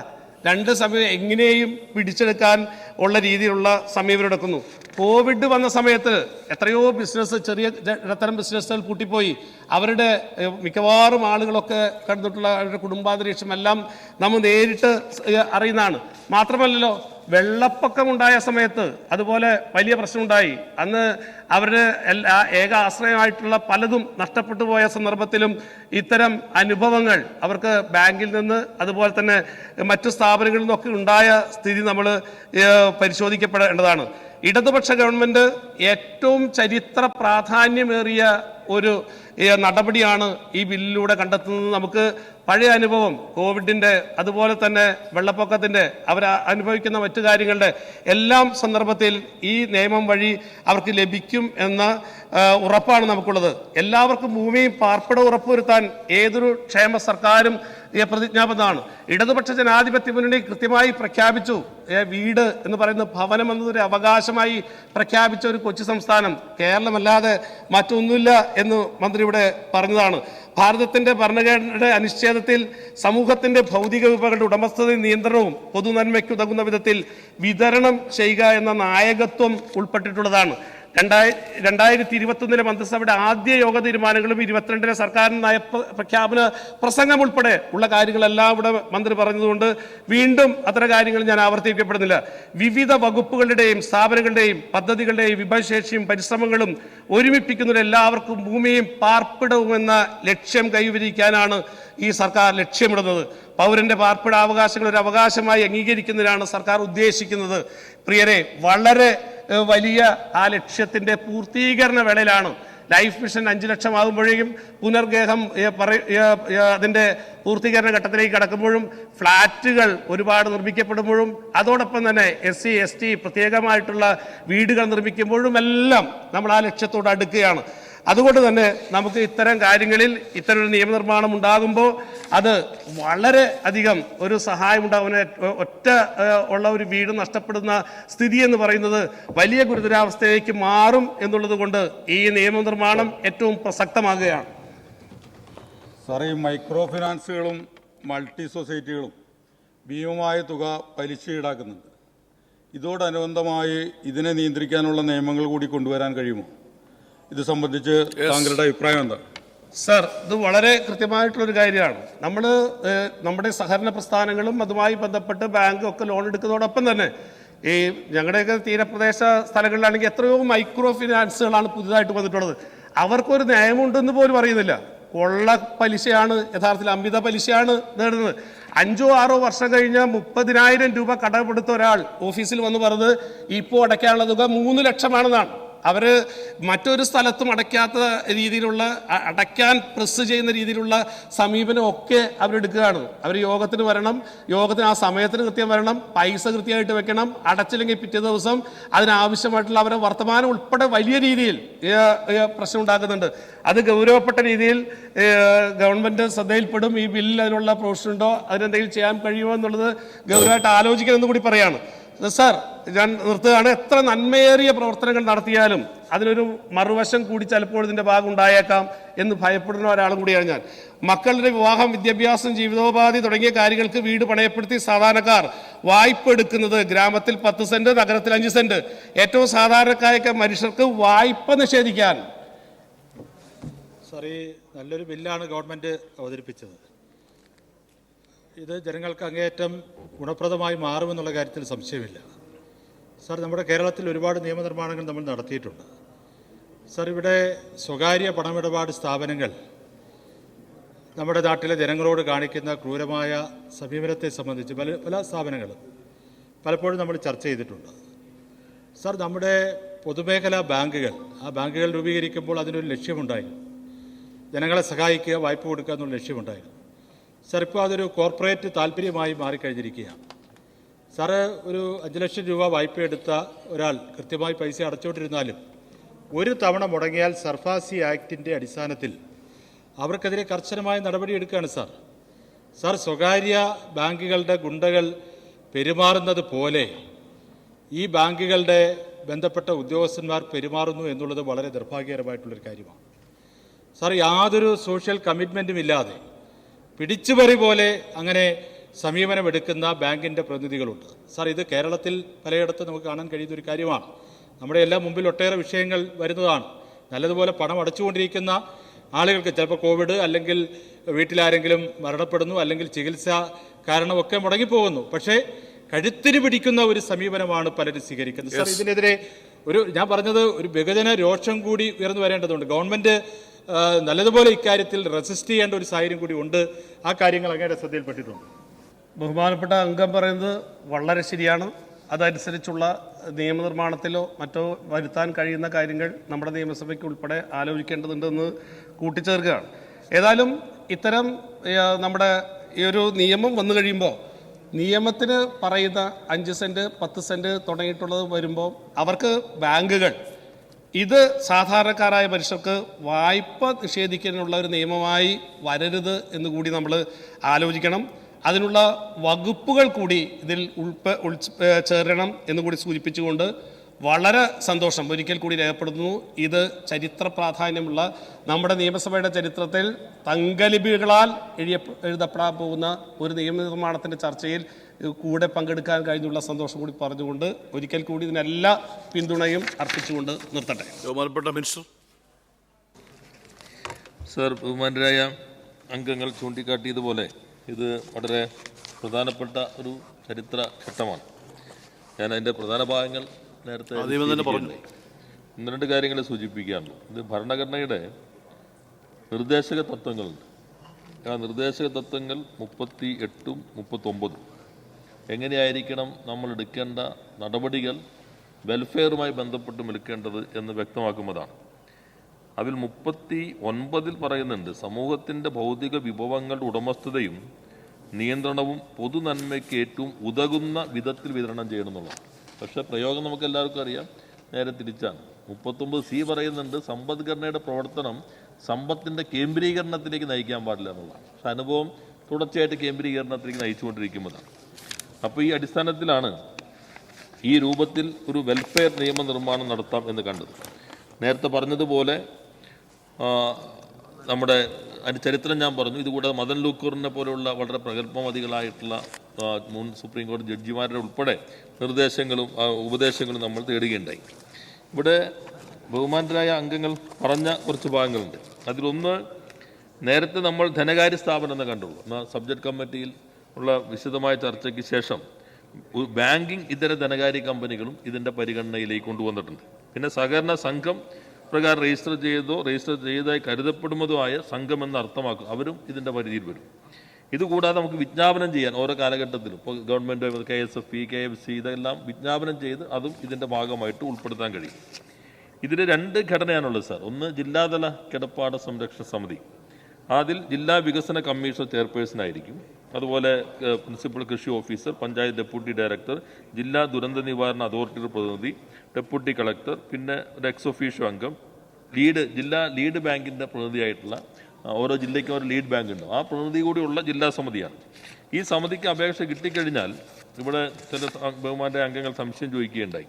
നമ്മളിപ്പോൾ 9ാം ഖണ്ഡത്തിൽ എന്തെല്ലാം ചെയ്യാമെന്ന് പറയുന്നുണ്ട്. സാധാരണഗതിയിൽ റിസർവ് ബാങ്ക് ബഹുമാനായ ചീഫ് വിപ്പ് ശ്രീ ഇവിടെ പ്രൊഫസർ ജയരാജ് ചോദിച്ച പോലെ ഇത് കൂടാൻ കാത്തിരിക്കുമോ? യഥാർത്ഥത്തിൽ 2 ഭാഗമുള്ളത്. ഒന്ന്, സുപ്രീം കോടതിയുടെ പല വിധികളിലും പലിശയും പിഴപ്പലിശ എല്ലാം കൂടിയാലും പ്രിൻസിപ്പൽ എമൗണ്ടിനേക്കാൾ ഇരട്ടിയാകരുതെന്ന് വ്യവസ്ഥയിൽ ചില വിധികളുണ്ട്. അതിനേക്കാൾ പ്രധാനം റിസർവ് ബാങ്കിൻ്റെ മാനദണ്ഡങ്ങളുണ്ട്. അടവ് മുടങ്ങിയാൽ എപ്പോഴാണ് NPA ആകുക. അപ്പോൾ അതനുസരിച്ച് നടപടി എടുക്കാൻ അവർ നിർബന്ധിതമാകും. പിന്നെ ഈ കമ്മിറ്റിക്കും നേരെ ഒരു കുടിശ്ശിക വന്നു, ജപ്തിയിലേക്ക് വന്നു, ഉടൻ തന്നെ ആ ഉത്തരവാദിത്വം നമ്മൾ പൂർണ്ണമായിട്ടും ഏറ്റെടുത്ത് ഒഴിവാക്കുക എന്നുള്ള ഒരു ലളിത ചുമതല മാത്രമല്ല ഈ കമ്മിറ്റിക്കുള്ളത്. ജില്ലാതല കമ്മിറ്റി ആദ്യം പിന്നെ അനുരഞ്ജന ശ്രമം നടത്തും. പിന്നെ ഈ കുടുംബത്തിന് എന്തെങ്കിലും അടയ്ക്കാൻ കഴിയുമെന്ന് നോക്കും. ചിലപ്പോൾ ഒരു 8 ലക്ഷം അടയ്ക്കണം. അവരിപ്പോൾ 3 ലക്ഷം കുടുംബത്തിന് അടയ്ക്കാൻ പറ്റുന്നതാണ്. ബാക്കി 5 നമുക്ക് ഏറ്റെടുക്കേണ്ടത്. ആ ഭാഗമായിരിക്കും നമ്മൾ ഏറ്റെടുക്കുക. അല്ലാതെ ഉള്ളത് മുഴുവൻ ഒരു ബ്ലാങ്ക് ഇതായിട്ട് കൊടുക്കുകയല്ല. അത് ചർച്ച നടത്തിക്കൊണ്ട് ചിലപ്പോൾ അവർക്ക് തന്നെ അവർ പറയാണ് ഞങ്ങൾക്ക് കുറച്ച് സമയം കിട്ടിയാൽ മതി, ഞങ്ങൾ തന്നെ അടയ്ക്കാം.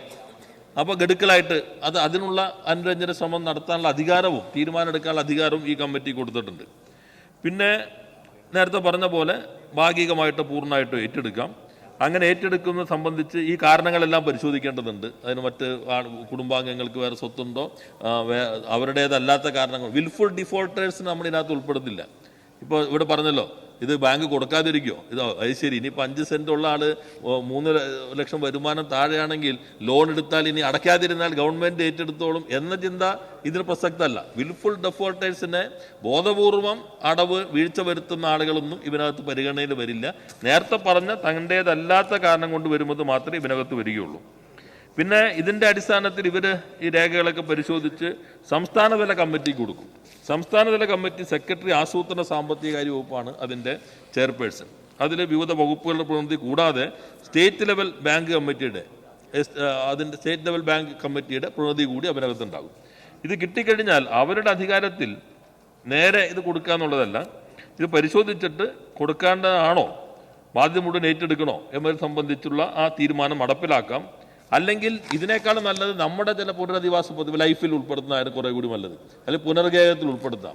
വേറെ ഏതെങ്കിലും പദ്ധതിയിൽ ഇവർക്ക് വീട് കൊടുക്കാൻ പറ്റുന്നുണ്ടെങ്കിൽ അതിലേക്ക് ഈ പേര് കൂടി ശുപാർശ ചെയ്യാൻ, അതിലേക്ക് ഉൾപ്പെടുത്താനുള്ള അധികാരവും സംസ്ഥാനതല കമ്മിറ്റി കൊടുത്തിട്ടുണ്ട്. ഇതുകൂടാതെ ഇതിനകത്ത് എന്തെങ്കിലും പരാതികൾ ഉണ്ടെങ്കിൽ ആ പരാതികൾ കൈകാര്യം ചെയ്യുന്നതിനുള്ള അവർക്കുള്ള സമയം. പിന്നെ പ്രധാനപ്പെട്ടൊരു കാര്യം, അത് ബഹുമാനരായ അംഗങ്ങൾ ശ്രദ്ധിച്ചിട്ടുണ്ടാകണം എന്നാണ് കരുതുന്നത്. ബില്ല് വായിച്ചിട്ടുണ്ടെങ്കിൽ നമ്മുടെ നാട്ടിൽ ഒരു പ്രശ്നം വരാറില്ല. ഇപ്പോൾ ഒരാൾ വീടിനെടുത്തു, അല്ലെങ്കിൽ വേറെ ഏതെങ്കിലും വീടാണെങ്കിൽ പിന്നെ എന്തെങ്കിലും കൊളാറ്ററലായിട്ടുണ്ടെന്ന് കരുതാം. അല്ലാതെ എടുത്തിട്ട് ഒരു ജാമ്യക്കാരനെ വെച്ചെടുത്തു. ഇത് അടയ്ക്കാതെ ഒന്ന് ജാമ്യക്കാരന് ജപ്തി വരുന്നു. ഈ ജാമ്യക്കാരൻ എന്ത് ചെയ്യും? അയാളും ഈ പറയുന്ന പരിധിക്കകത്ത് വിടാം. അപ്പോൾ ജാമ്യക്കാരനുള്ള അയാളുടെ കിടപ്പാടം പോകാതിരിക്കാൻ, അപ്പോൾ നേരെയുള്ള ആദ്യത്തെ കടമെടുത്ത ആൾക്ക് മാത്രമല്ല, അസലായിട്ടുള്ള ആൾക്ക് മാത്രമല്ല, ഇതിന് ജാമ്യം നിൽക്കുന്ന ആളുടെ കിടപ്പാടം കൂടി സംരക്ഷിക്കാനുള്ള വ്യവസ്ഥ കൂടി ഈ നിയമത്തിനകത്തുണ്ട് സാർ. ഇതാണ് ഇവിടെ ബഹുമാനരായ അംഗങ്ങൾ ഉയർത്തിയ ചില പ്രശ്നങ്ങൾ. നമുക്കിന്ന് 10 ബില്ലുകൾ ഉണ്ടാവും. ഒറ്റ കാര്യം സാർ, ഈ ബില്ല് ഇങ്ങനെ ഒരു ബില്ല് വരുന്നു എന്ന് മനസ്സിലാക്കിയപ്പോൾ തന്നെ പഞ്ചായത്തുകളിൽ 10 സെൻറ്റിന് താഴെയും അതുപോലെ തന്നെ മുനിസിപ്പാലിറ്റികളിൽ 5 സെൻറ്റ് താഴെയുള്ളവർക്ക് ഈ ബാങ്കുകൾ, സർവീസ് സഹകരണ ബാങ്കുകൾ ലോൺ കൊടുക്കാതായി. ഇനിയിപ്പോൾ ഈ നിയമം പ്രാവർത്തികമായി വന്നാൽ അത് നിഷേധിക്കപ്പെടുന്ന ഒരു സ്ഥിതി വരില്ലേ എന്നതാണ് എൻ്റെ സംശയം. അദ്ദേഹം പറഞ്ഞത് ഇപ്പോൾ മിക്കവാറും സ്ഥലങ്ങളിൽ ആയിക്കഴിഞ്ഞു സാർ, മിക്കവാറും സ്ഥലങ്ങളിൽ അങ്ങനെ ആയിക്കഴിഞ്ഞു. ഈ നിയമത്തിൻ്റെ ഉള്ളടക്കം മനസ്സിലാകാതെ വന്നപ്പോണ്ടായ ചില പ്രശ്നങ്ങൾ മാത്രമാണ്. അവർക്ക് വലിയ സന്തോഷം ഉണ്ടാവുള്ളൂ സാർ. നേരത്തെ ഇതിപ്പോൾ പല സഹകരണ ബാങ്കുകളിലും ജപ്തി ചെയ്യാനും പറ്റില്ല, കാശ് തിരിച്ചടക്കില്ല. ജപ്തി ചെയ്യുമ്പോഴേക്കും MLA പോയിരുന്നു, പഞ്ചായത്ത് പ്രസിഡന്റ് പോയിരുന്നു, ആളുകൾ പോയിരുന്നു. ഇവരെവിടേക്ക് പോവും? ചോദ്യം വന്നു. സഹകരണ ബാങ്കിൻ്റെ ആളുകളാണെങ്കിലും ജനകീയ പ്രവർത്തകരായിരിക്കും. ഇവരിറക്കി വിട്ടാൽ അവർക്ക് എങ്ങനെ പുറത്തിറങ്ങിയേക്കാൻ പറ്റും? ഇങ്ങനെ പല പ്രശ്നങ്ങളും അവർ നേരിടും. അപ്പോൾ ഈ നേരത്തെ പറഞ്ഞത് ശരിയാണ്, കരുതിയിരുന്നത് ഈ ഇപ്പോൾ ചില കടാശ്വാസ കമ്മീഷൻ ഉണ്ട്, അവർ നേരെ ഇത് കട എഴുതിയുള്ളൂ, ഗവൺമെൻറ്റിൻ്റെ വ്യവസ്ഥയുണ്ടോ എന്ന് നോക്കില്ല. ഇപ്പോൾ നമ്മുടെ പ്രളയത്തിന് ശേഷമുള്ള ട്രിബ്യൂണൽ, അപ്പലേറ്റ് ട്രിബ്യൂണൽ ഉണ്ടല്ലോ, അവർ നല്ല ആനുകൂല്യം എല്ലാം കൊടുത്തിട്ടുണ്ട്, അതിൻ്റെ ഒരു മാനദണ്ഡം നോക്കിയിട്ടുണ്ടാവില്ല. അങ്ങനെ കരുതിയിട്ട് ഈ പറയുന്ന പ്രവണത ഉണ്ടായിട്ടുണ്ടാകും. പക്ഷെ നിയമം വായിച്ചു കഴിഞ്ഞാൽ നാളെ മുതൽ കൂടുതൽ ആവേശത്തോടു കൂടി കൊടുക്കാനാണ് സാധ്യത. കാരണം എങ്ങാനും അവരുടേതല്ലാത്ത കാരണം കൊണ്ട് കുടിശ്ശിക വന്നാൽ അവർക്ക് കിട്ടേണ്ട പണം ഗവൺമെൻറ് ഉറപ്പുവരുത്തുക ചെയ്യുന്നത്. ഉറപ്പുവരുത്തുക മാത്രമല്ല, ജില്ലാ കളക്ടർ ആ ഫണ്ട് ആ ബാങ്കിന് നൽകി കഴിഞ്ഞിട്ടാണ് ഈ രേഖകൾ കൈമാറുക. അപ്പോൾ ബാങ്കുകളെ സംബന്ധിച്ച് കുറേ കൂടി സന്തോഷകരമായിട്ട് ഇനിയും കൊടുക്കാൻ കഴിയുന്ന സാഹചര്യമാണുള്ളത്. ഒരു കാര്യം, ഇത്തരം വളരെ പ്രധാനപ്പെട്ട ഒരു ബില്ല് അവതരിപ്പിക്കാൻ അങ്ങേക്ക് ജീവിതത്തിൽ കിട്ടിയ വലിയ മഹാഭാഗ്യമായി തന്നെ ഞാൻ കരുതുന്നു. കാരണം ഈ ചരിത്രത്തിൻ്റെ ഭാഗമാണ്. സാർ, സംശയം എന്താ വെച്ചാൽ അധ്യായം 2 5(3) ഈ പണയപ്പെടുത്തിയ വസ്തു ഒഴികെ കടമെടുത്തിയ ആൾക്കും കുടുംബത്തിനും മറ്റ് വസ്തുക്കളോ ഉണ്ടായിരിക്കുവാൻ തിരിച്ചടയ്ക്കുവാൻ മറ്റു മാർഗം ഉണ്ടായിരിക്കുവാനോ പാടില്ല എന്നുള്ള നിബന്ധനയുണ്ട്. പക്ഷെ അതോടൊപ്പം തന്നെ ഇവിടെ വേറെ പ്രധാനപ്പെട്ട കാര്യം, ഇദ്ദേഹത്തെ ഈ ആളിന് മറ്റെവിടെയെങ്കിലും വസ്തു ഉണ്ടെങ്കിലെന്ന് പറയുന്നൊരു ഭാഗമുണ്ട്. അപ്പോൾ അത് രണ്ടും കൂടെ ഒരു കോൺട്രവേഴ്സി ഇല്ല എന്നുള്ളതാണ്. ഇദ്ദേഹത്തിന് ഏക കിടപ്പാടം മാത്രം അല്ലാതെ അതായത് നമ്മുടെ കണ്ടീഷനത് ജില്ലാതല കിടപ്പാട സംരക്ഷണ സമിതിയുടെ അധികാരത്തിനകത്ത് പറയുന്നൊരു കാര്യം, പണയപ്പെടുത്തിയ വസ്തു, അതായത് 7 വരും സാർ, 9-ന്റെ 5, 6 വരും. പണയപ്പെടുത്തിയ വസ്തുവിന്മേൽ ഉൾപ്പെടെ ഏക കിടപ്പാടം മാത്രം സംരക്ഷിച്ചുകൊണ്ട് അല്ലെങ്കിൽ റിക്കവറിക്ക് ഇടപെടൽ വിധേയമാക്കാനുള്ള സാധ്യത സംബന്ധിച്ചോ ഈ വേറെ സ്ഥലത്ത് ഉണ്ടോ എന്നുള്ളൊരു അന്വേഷണത്തിൻ്റെ സാധ്യത ഒരിക്കലും വരുന്നില്ലല്ലോ. കാരണം ഓൾറെഡി തന്നെ ഈ 5 സെൻറ്റുകാരന് മാത്രമല്ലേ കൊടുക്കാൻ നിയമമുള്ളൂ, പിന്നെ അദ്ദേഹത്തിന് വേറെ ഇല്ല. അപ്പോൾ രണ്ടും തമ്മിലൊരു കോൺട്രവേഴ്സി ഇല്ല എന്നൊരു സംശയമാണ്.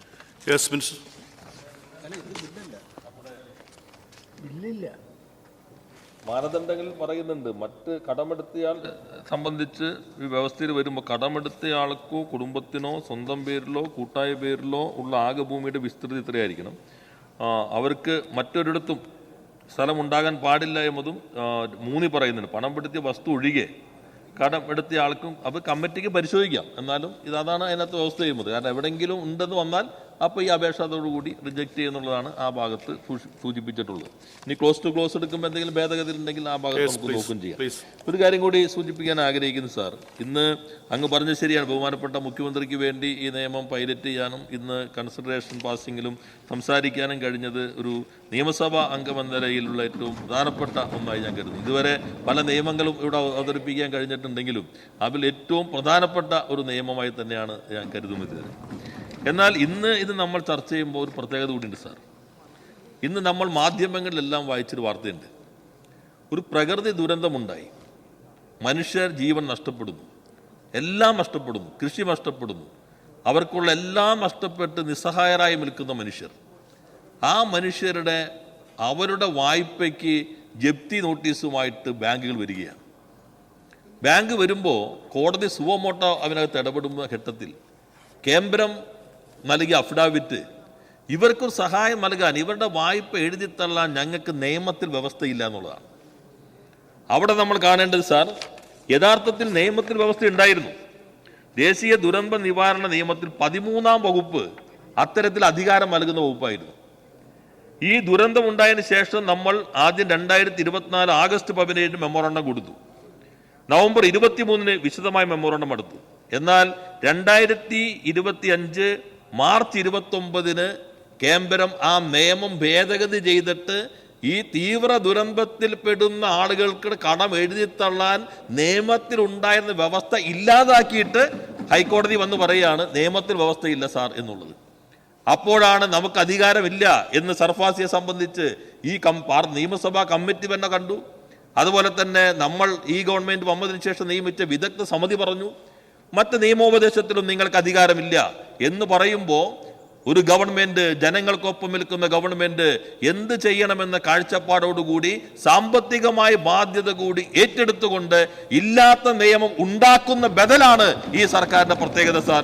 അതുകൂടി ഇന്നത്തെ ദിവസത്തിന് ഒരു പ്രത്യേകതയുണ്ട് എന്ന് കൂടി സൂചിപ്പിച്ചുകൊണ്ട് ഈ ബില്ല് പാസ്സാക്കണമെന്ന് ഞാൻ അഭ്യർത്ഥിക്കുന്നു. ശ്രീ CH കുഞ്ഞമ്പു, അങ്ങയുടെ 1A നമ്പർ ഭേദഗതി പ്രസ് ചെയ്യുന്നുണ്ടോ? പ്രസിയാത്ത പക്ഷം സഭയുടെ അനുമതിയോടെ ഭേദഗതി പിൻവലിച്ചിരിക്കുന്നു. ശ്രീ ടൈസൺ മാസ്റ്റർ, അങ്ങയുടെ 2B നമ്പർ ഭേദഗതി ചെയ്യുന്നുണ്ടോ? ഭേദഗതി പ്രസ് ചെയ്യുന്നുണ്ടോ? ഭേദഗതി പ്രസ് ചെയ്യാത്ത പക്ഷം അങ്ങയുടെ സഭയുടെ അനുമതിയോടെ പിൻവലിച്ചിരിക്കുന്നു. ഇനി സബ്ജക്ട് കമ്മിറ്റി റിപ്പോർട്ട് ചെയ്ത പ്രകാരമുള്ള 2022 കേരള ഏക കിടപ്പാടം സംരക്ഷണ ബിൽ പരിഗണനയ്ക്ക് എടുക്കണമെന്ന ഉപക്ഷേപത്തെ അനുകൂലിക്കുന്നവർ, പ്രതികൂലിക്കുന്നവർ ഉപക്ഷേപം സഭ അംഗീകരിച്ചിരിക്കുന്നു. ബിൽ പരിഗണനയ്ക്ക് എടുക്കുന്നു. വകുപ്പ് തിരിച്ചുള്ള പരിഗണന. 2-ാം വകുപ്പ് ഇനി പറയുന്ന ഭേദഗതികൾ അവതരിപ്പിക്കാവുന്നതാണ്. ഭേദഗതി number 191 Shri H Kunhambu yes, 191 267 Shri PP Chittaranjan yes, 195 261 Shrimati Daleema yes, 197 286 Shri KN Unnikrishnan not in the seat yes, 199 256 Shri VK Prasanth not in the seat, 204 Shri Sebastian Kulathingal yes, 205 239 Shri Thottathil Raveendran not in the seat, 207 Shri K Premkumar yes, 209 271 Shri Murali Perunnelli yes, 211 Shrimati Santhakumari K S, 213 227 234 246 259 274 289 Shri doctor N Jayaraj yes, 214 Shri KK Ramendran not in the seat, 216 Shri A Raja not in the seat, 218 Shri M Mani yes, 221 Shri E Chandrasekharan yes, 228 Shri doctor Sujith Vijayapillai yes, 230 244 Shri TP Ramakrishnan yes, 232 288 Shri KV Sumesh not in the seat, 215 Shri K Ansalan not in the seat, Sumesh ഉണ്ട്, 237 Shrimati OS Ambika yes, 241 Shri IC Balakrishnan not in the seat, 249 Shri CK Harindran not in the seat, 257 Shri M Rajagopalan yes, 275 Shri Kadakampally Surendran not in the seat, 281 Shri PV Srinijin not in the seat, 281 Shri KJ Maxi not in the seat. ബഹുമാനപ്പെട്ട minister. Sir, ഭേദഗതികൾ ഒന്നും അംഗീകരിക്കുന്നില്ല. ഭേദഗതി ഒന്നും അംഗീകരിക്കുന്നില്ല. ഇനി 2-ാം വകുപ്പും ബില്ലിൻ്റെ ഭാഗമാക്കാമോ എന്ന പ്രശ്നത്തെ അനുകൂലിക്കുന്നവർ, പ്രതികൂലിക്കുന്നവർ 2-ാം വകുപ്പ് ബില്ലിൻ്റെ ഭാഗമായിരിക്കുന്നു.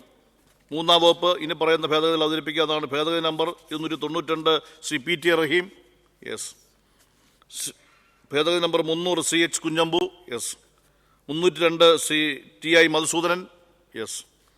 ബഹുമാനപ്പെട്ട മിനിസ്റ്റർ, അംഗീകരിക്കുന്നില്ല. ഭേദഗതി ഒന്നും സ്വീകരിക്കുന്നില്ല. ഇനി 3-ാം വകുപ്പ് ബില്ലിൻ്റെ ഭാഗമാക്കാമോ എന്ന പ്രശ്നത്തെ അനുകൂലിക്കുന്നവർ, പ്രതികൂലിക്കുന്നവർ 3-ാം വകുപ്പ് ബില്ലിൻ്റെ ഭാഗമായിരിക്കുന്നു. 4-ാം വകുപ്പ് ഇനി പറയുന്ന ഭേദഗതികൾ അവതരിപ്പിക്കാവുന്നതാണ്. ഭേദഗതി number 306 Shri PS Subal yes, 313 Kadakampally Surendran not in the seat, 320 Shrimathi CK Asha not in the seat, 332 336 doctor N Jayaraj yes. ബഹുമാനപ്പെട്ട മിനിസ്റ്റർ, ഭേദഗതികളൊന്നും സ്വീകരിക്കുന്നില്ല. ഇനി 4-ാം വകുപ്പ് ബില്ലിൻ്റെ ഭാഗമാക്കാമോ എന്ന പ്രശ്നത്തെ അനുകൂലിക്കുന്നവർ, പ്രതികൂലിക്കുന്നവർ 4-ാം വകുപ്പ് ബില്ലിൻ്റെ ഭാഗമായിരിക്കുന്നു. 5-ാം വകുപ്പ് ഇനി പറയുന്ന ഭേദഗതികൾ അവതരിപ്പിക്കാവുന്നതാണ്. ഭേദഗതി number 344 364 416 Shri Sebastian Kulathingal yes, 350 Shri TP Ramakrishnan yes, 357 Shri Murali Perunelli yes, 373 382 403 404 412 doctor N Jayaraj yes, 377 436 Shri EK Vijayan yes, 386 Shri KN Unnikrishnan yes, 398 Shri AC Moideen yes, 401 Shri KU Janeesh Kumar not in the seat, 405 Shri DK Murali yes, 414 Shri IB Satheesh not in the seat, 417 Shri KM Sachin Dev yes, 419 Shri TI Madhusoodanan yes, 421 Shri P Balachandran not in the seat, 439 Shri PP Chittaranjan yes. ബഹുമാനപ്പെട്ട minister, അംഗീകരിക്കുന്നില്ല sir. ഇനി 5-ാം വകുപ്പ് ബില്ലിൻ്റെ ഭാഗമാക്കാമോ എന്ന പ്രശ്നത്തെ അനുകൂലിക്കുന്നവർ, പ്രതികൂലിക്കുന്നവർ 5-ാം വകുപ്പ് ബില്ലിൻ്റെ ഭാഗമായിരിക്കുന്നു. 6-ാം വകുപ്പ് ഇനി പറയുന്ന ഭേദഗതികൾ അവതരിപ്പിക്കാവുന്നതാണ്. ഭേദഗതി number 442 Shri V Joy not in the seat, 444 Shri Chandrasekharan yes, 450 Shri doctor N Jayaraj yes. ബഹുമാനപ്പെട്ട മിനിസ്റ്റർ, അംഗീകരിക്കുന്നില്ല. ഇനി 6-ാം വകുപ്പ് ബില്ലിൻ്റെ ഭാഗമാക്കാമോ എന്ന പ്രശ്നത്തെ അനുകൂലിക്കുന്നവർ, പ്രതികൂലിക്കുന്നവർ 6-ാം വകുപ്പ് ബില്ലിൻ്റെ ഭാഗമായിരിക്കുന്നു. 7-ാം വകുപ്പ് ഇനി പറയുന്ന ഭേദഗതികൾ അവതരിപ്പിക്കാവുന്നതാണ്. ഭേദഗതി number 452 458 461 475 Shri doctor N Jayaraj yes, 450 Shrimathi CK Asha not in the seat. 466 C Chandrasekharan, yes. 471 C M Naushad, yes. 476 C G S Jayalal, not in the seat. ബഹുമാനപ്പെട്ട മിനിസ്റ്റർ, 461 അംഗീകരിക്കുന്നു സർ. ബഹുമാനപ്പെട്ട മിനിസ്റ്റർ സ്വീകരിച്ച ഭേദഗതി ഒഴിച്ച് ബാക്കിയെല്ലാം പിൻവലിച്ചിരിക്കുന്നു.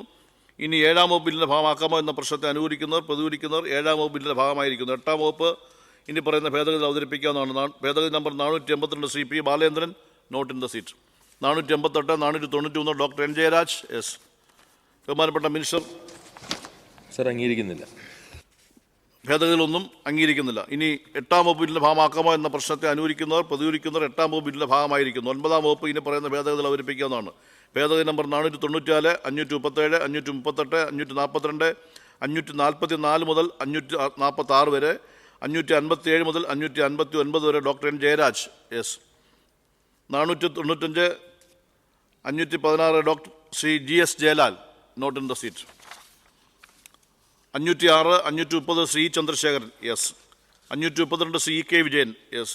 560, 560 ശ്രീ സെബാസ്റ്റ്യൻ കുളത്തിങ്കൽ, യെസ്. ബഹുമാനപ്പെട്ട മിനിസ്റ്റർ. സർ, ഇവിടെ ബഹുമാന അംഗം ജയരാജൻ്റെ ഭേദഗതി കണ്ടില്ല. അല്ല, അദ്ദേഹം പറഞ്ഞ ഒരു ഭാഗം ശരിയാണ് സാർ. ഈ 921 പണയപ്പെടുത്തിയ വസ്തുവിൻ്റെയും കടമെടുത്തയാളിൻ്റെയും കുടുംബത്തിൻ്റെ പേരിൽ മറ്റു വസ്തുക്കൾ ഉണ്ടെങ്കിൽ, കാരണം കുടുംബത്തിന് മറ്റു വസ്തുക്കൾ ഉണ്ടെങ്കിൽ അവർ എലിജിബിൾ അല്ല.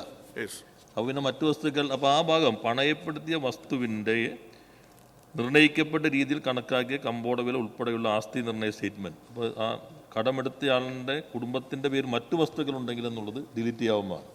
അത് ചൂണ്ടിക്കാണിച്ചതിന് അങ്ങയുടെ ഭേദഗതി ഇല്ല, പക്ഷെ ആ ചൂണ്ടിക്കാണിച്ചത് ശരിയാണ്. കാരണം എലിജിബിലിറ്റിയിൽ അതില്ല. അപ്പോൾ പിന്നെ അതുകൂടി കണ്ടീഷൻ വരേണ്ട കാര്യമില്ല. മന്ത്രി മൂവ് ചെയ്ത ഭേദഗതി ഒഴികെ ബാക്കിയെല്ലാം തള്ളിയിരിക്കുന്നു. ഇനി 9ാം വകുപ്പ് ബില്ലിൻ്റെ ഭാഗമാക്കാമോ എന്ന പ്രശ്നത്തെ അനുകൂലിക്കുന്നവർ പ്രതികൂലിക്കുന്നവർ 9ാം വകുപ്പ് ബില്ലിൻ്റെ ഭാഗമായിരിക്കുന്നു.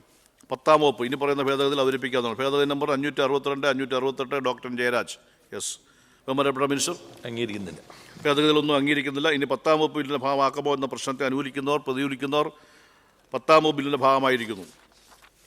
11ാം വകുപ്പ് ഡോക്ടർ എൻ ജയരാജിന് 569 നമ്പർ ഭേദഗതി അവതരിപ്പിച്ച് സംസാരിക്കാവുന്നതാണ്. യെസ്. ഇനി ബഹുമാനപ്പെട്ട മിനിസ്റ്റർ ഇന്നില്ല. ഇനി 11ാം വകുപ്പ് ബില്ലിൻ്റെ ഭാഗമാക്കാമോ എന്ന പ്രശ്നത്തെ അനുകൂലിക്കുന്നവർ പ്രതികൂലിക്കുന്നവർ 11ാം വകുപ്പ് ബില്ലിൻ്റെ ഭാഗമായിരിക്കുന്നു. 12ാം വകുപ്പ് ഭേദഗതി നമ്പർ 507 ഡോക്ടർ എൻ ജയരാജ്, ബഹുമാനപ്പെട്ട മിനിസ്റ്റർ ഭേദഗതി ഒന്നും സ്വീകരിക്കുന്നില്ല. ഇനി 12ാം വകുപ്പ് ബില്ലിൻ്റെ ഭാഗമാക്കാമോ എന്ന പ്രശ്നത്തെ അനുകൂലിക്കുന്നവർ പ്രതികൂലിക്കുന്നവർ 12ാം വകുപ്പ് ബില്ലിൻ്റെ ഭാഗമായിരിക്കുന്നു. 13ാം വകുപ്പ് ഇനി പറയുന്ന ഭേദഗതികൾ അവതരിപ്പിക്കാവുന്നതാണ്. ഭേദഗതി നമ്പർ 572 ഡോക്ടർ എൻ ജയരാജ്, ബഹുമാനപ്പെട്ട മിനിസ്റ്റർ അംഗീകരിക്കുന്നില്ല. ഭേദഗതികളൊന്നും അംഗീകരിക്കുന്നില്ല. ഇനി 13ാം വകുപ്പ് ബില്ലിൻ്റെ ഭാഗമാക്കാമോ എന്ന പ്രശ്നത്തെ അനുകൂലിക്കുന്നവർ പ്രതികൂലിക്കുന്നവർ 13ാം വകുപ്പ് ബില്ലിൻ്റെ ഭാഗമായിരിക്കുന്നു. 14ാം വകുപ്പ് ഇനി പറയുന്ന ഭേദഗതികൾ അവതരിപ്പിക്കാവുന്നതാണ്. ഭേദഗതി number 577, 590 doctor N Jayaraj, yes.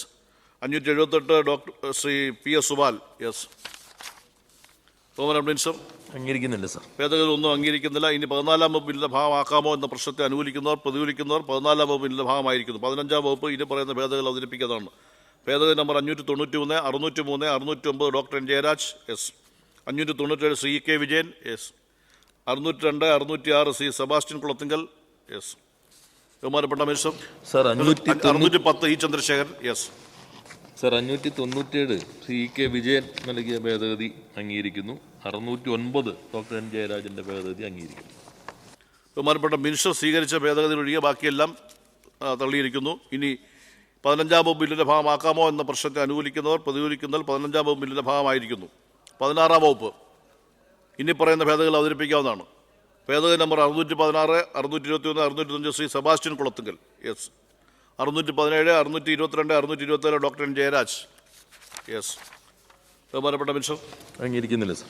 ഭേദഗതികളൊന്നും അംഗീകരിക്കുന്നില്ല. ഇനി 16ാം വകുപ്പ് ബില്ലിൻ്റെ ഭാഗമാക്കാമോ എന്ന പ്രശ്നത്തെ അനുകൂലിക്കുന്നവർ പ്രതികൂലിക്കുന്നവർ 16ാം വകുപ്പ് ബില്ലിൻ്റെ ഭാഗമായിരിക്കുന്നു. 17ാം വകുപ്പ് ഇനി പറയുന്ന ഭേദഗതികൾ അവതരിപ്പിക്കാവുന്നതാണ്.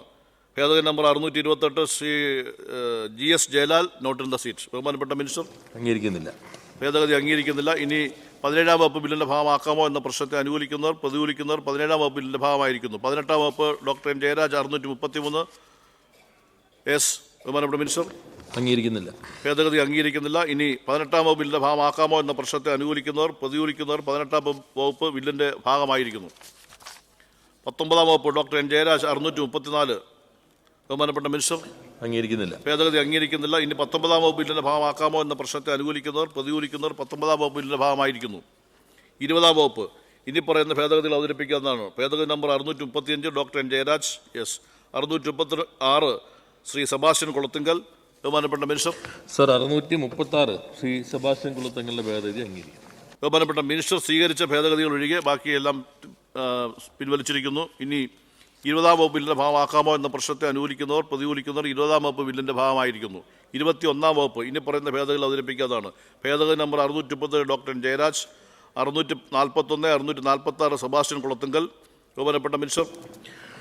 സർ 638 പ്രൊഫസർ ആബിദ് ഹുസൈൻ തങ്ങൾ ഇവിടെ ഇല്ല. അത് ഔദ്യോഗിക ഭേദഗതിയായിട്ട് അദ്ദേഹം നൽകിയ ഭേദഗതി രേഖാമൂലമുള്ള അറിയിപ്പ് എന്ന ഭേദഗതിയോടുകൂടി അംഗീകരിക്കുന്നു. ബഹുമാനപ്പെട്ട മിനിസ്റ്റർ അംഗീകരിച്ച ഭേദഗതി ഒഴികെ മറ്റ് ഭേദഗതികളെല്ലാം തള്ളിയിരിക്കുന്നു. ഇനി 21-ാം വകുപ്പ് ബില്ലിൻ്റെ ഭാഗമാക്കാമോ എന്ന പ്രശ്നത്തെ അനുകൂലിക്കുന്നവർ പ്രതികൂലിക്കുന്നവർ 21-ാം വകുപ്പ് ബില്ലിൻ്റെ ഭാഗമായിരിക്കുന്നു. 22-ാം വകുപ്പ് ഇനി പറയുന്ന ഭേദഗതികൾ അവതരിപ്പിക്കാവുന്നതാണ്. 647 653 doctor N Jayaraj S. 650 654 doctor Shri Sebastian Kulathingal. ബഹുമാനപ്പെട്ട മിനിസ്റ്റർ. സർ 653 ഡോക്ടർ എൻ ജയരാജിൻ്റെ ഭേദഗതി അംഗീകരിക്കുന്നു. ബഹുമാനപ്പെട്ട മിനിസ്റ്റർ സ്വീകരിച്ച ഭേദഗതി ഒഴികെ ബാക്കി ഭേദഗതികൾ തള്ളിയിരിക്കുന്നു. ഇനി 22-ാം വകുപ്പ് ബില്ലിൻ്റെ ഭാഗമാക്കാമോ എന്ന പ്രശ്നത്തെ അനുകൂലിക്കുന്നവർ പ്രതികൂലിക്കുന്നവർ 22-ാം വകുപ്പ് ബില്ലിൻ്റെ ഭാഗമായിരിക്കുന്നു. 23-ാം വകുപ്പ് 662 ശ്രീ ഡോക്ടർ എൻ ജയരാജ്. ബഹുമാനപ്പെട്ട മിനിസ്റ്റർ. അംഗീകരിക്കുന്നില്ല. ഭേദഗതികൾ അംഗീകരിക്കുന്നില്ല. ഇനി 23-ാം വകുപ്പ് ബില്ലിൻ്റെ ഭാഗമാക്കാമോ എന്ന പ്രശ്നത്തെ അനുകൂലിക്കുന്നവർ പ്രതികൂലിക്കുന്നവർ 23-ാം വകുപ്പ് ബില്ലിൻ്റെ ഭാഗമായിരിക്കുന്നു. 24-ാം വകുപ്പ് ഇനി പറയുന്ന ഭേദഗതികൾ അവതരിപ്പിക്കാവുന്നതാണ്. 661 ഡോക്ടർ എൻ ജയരാജ്. ബഹുമാനപ്പെട്ട മിനിസ്റ്റർ. അംഗീകരിക്കുന്നില്ല. ഭേദഗതികളൊന്നും അംഗീകരിക്കുന്നില്ല. ഇനി 24-ാം വകുപ്പ് ബില്ലിൻ്റെ ഭാഗമാക്കാമോ എന്ന പ്രശ്നത്തെ അനുകൂലിക്കുന്നവർ പ്രതികൂലിക്കുന്നവർ 24-ാം വകുപ്പ് ബില്ലിൻ്റെ ഭാഗമായിരിക്കുന്നു. 25-ാം വകുപ്പ് ഇനി പറയുന്ന ഭേദഗതികൾ അവതരിപ്പിക്കാവുന്നതാണ്. ഭേദഗതി number 671 672 doctor N Jayaraj yes. 671 Shrimathi K Shaila teacher not in the seat. ബഹുമാനപ്പെട്ട മിനിസ്റ്റർ. അംഗീകരിക്കുന്നില്ല. ഭേദഗതികളൊന്നും അംഗീകരിക്കുന്നില്ല. ഇനി 25-ാം വകുപ്പ് ബില്ലിൻ്റെ ഭാഗമാക്കാമോ എന്ന പ്രശ്നത്തെ അനുകൂലിക്കുന്നവർ പ്രതികൂലിക്കുന്നവർ 25-ാം വകുപ്പ് ബില്ലിൻ്റെ ഭാഗമായിരിക്കുന്നു. 26-ാം വകുപ്പ് ഭേദഗതികൾ ഒന്നുമില്ല. ഇനി 26-ാം വകുപ്പ് ബില്ലിൻ്റെ ഭാഗമാക്കാമോ എന്ന പ്രശ്നത്തെ അനുകൂലിക്കുന്നവർ പ്രതികൂലിക്കുന്നവർ 26-ാം വകുപ്പ് ബില്ലിൻ്റെ ഭാഗമായിരിക്കുന്നു. 27-ാം വകുപ്പ് ഇനി പറയുന്ന ഭേദഗതികൾ അവതരിപ്പിക്കാവുന്നതാണ്. ഭേദഗതി number 676 677 doctor N Jayaraj S. ബഹുമാനപ്പെട്ട മിനിസ്റ്റർ. അംഗീകരിക്കുന്നില്ല. ഭേദഗതികളൊന്നും അംഗീകരിക്കുന്നില്ല. ഇനി 27-ാം വകുപ്പ് ബില്ലിൻ്റെ ഭാഗമാക്കാമോ എന്ന പ്രശ്നത്തെ അനുകൂലിക്കുന്നവർ പ്രതികൂലിക്കുന്നവർ 27-ാം വകുപ്പ് ബില്ലിൻ്റെ ഭാഗമായിരിക്കുന്നു. 28-ാം വകുപ്പ് 679 doctor Shri Mons Joseph not in the seat. ബഹുമാനപ്പെട്ട minister.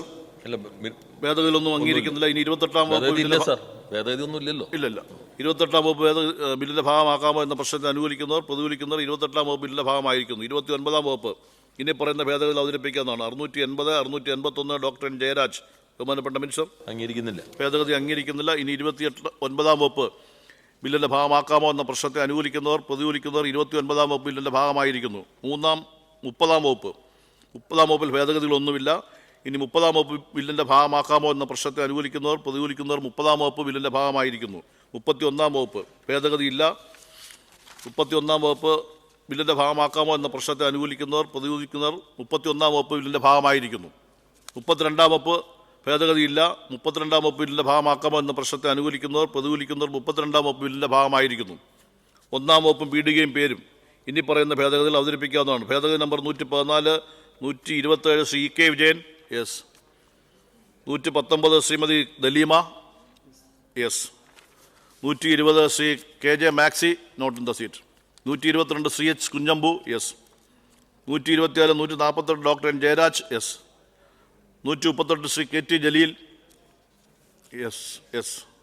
140 Shri Chandrasekharan yes. 146 K K Ramendran not in the seat. 164 Shri K Babu Nenmara yes. 166 Shri P Mammikutty yes. 168 Shri M Vijin S. 171 Shri M S Arunkumar S. ബഹുമാനപ്പെട്ട മിനിസ്റ്റർ. അംഗീകരിക്കുന്നില്ല. ഭേദഗതികളൊന്നും സ്വീകരിക്കുന്നില്ല.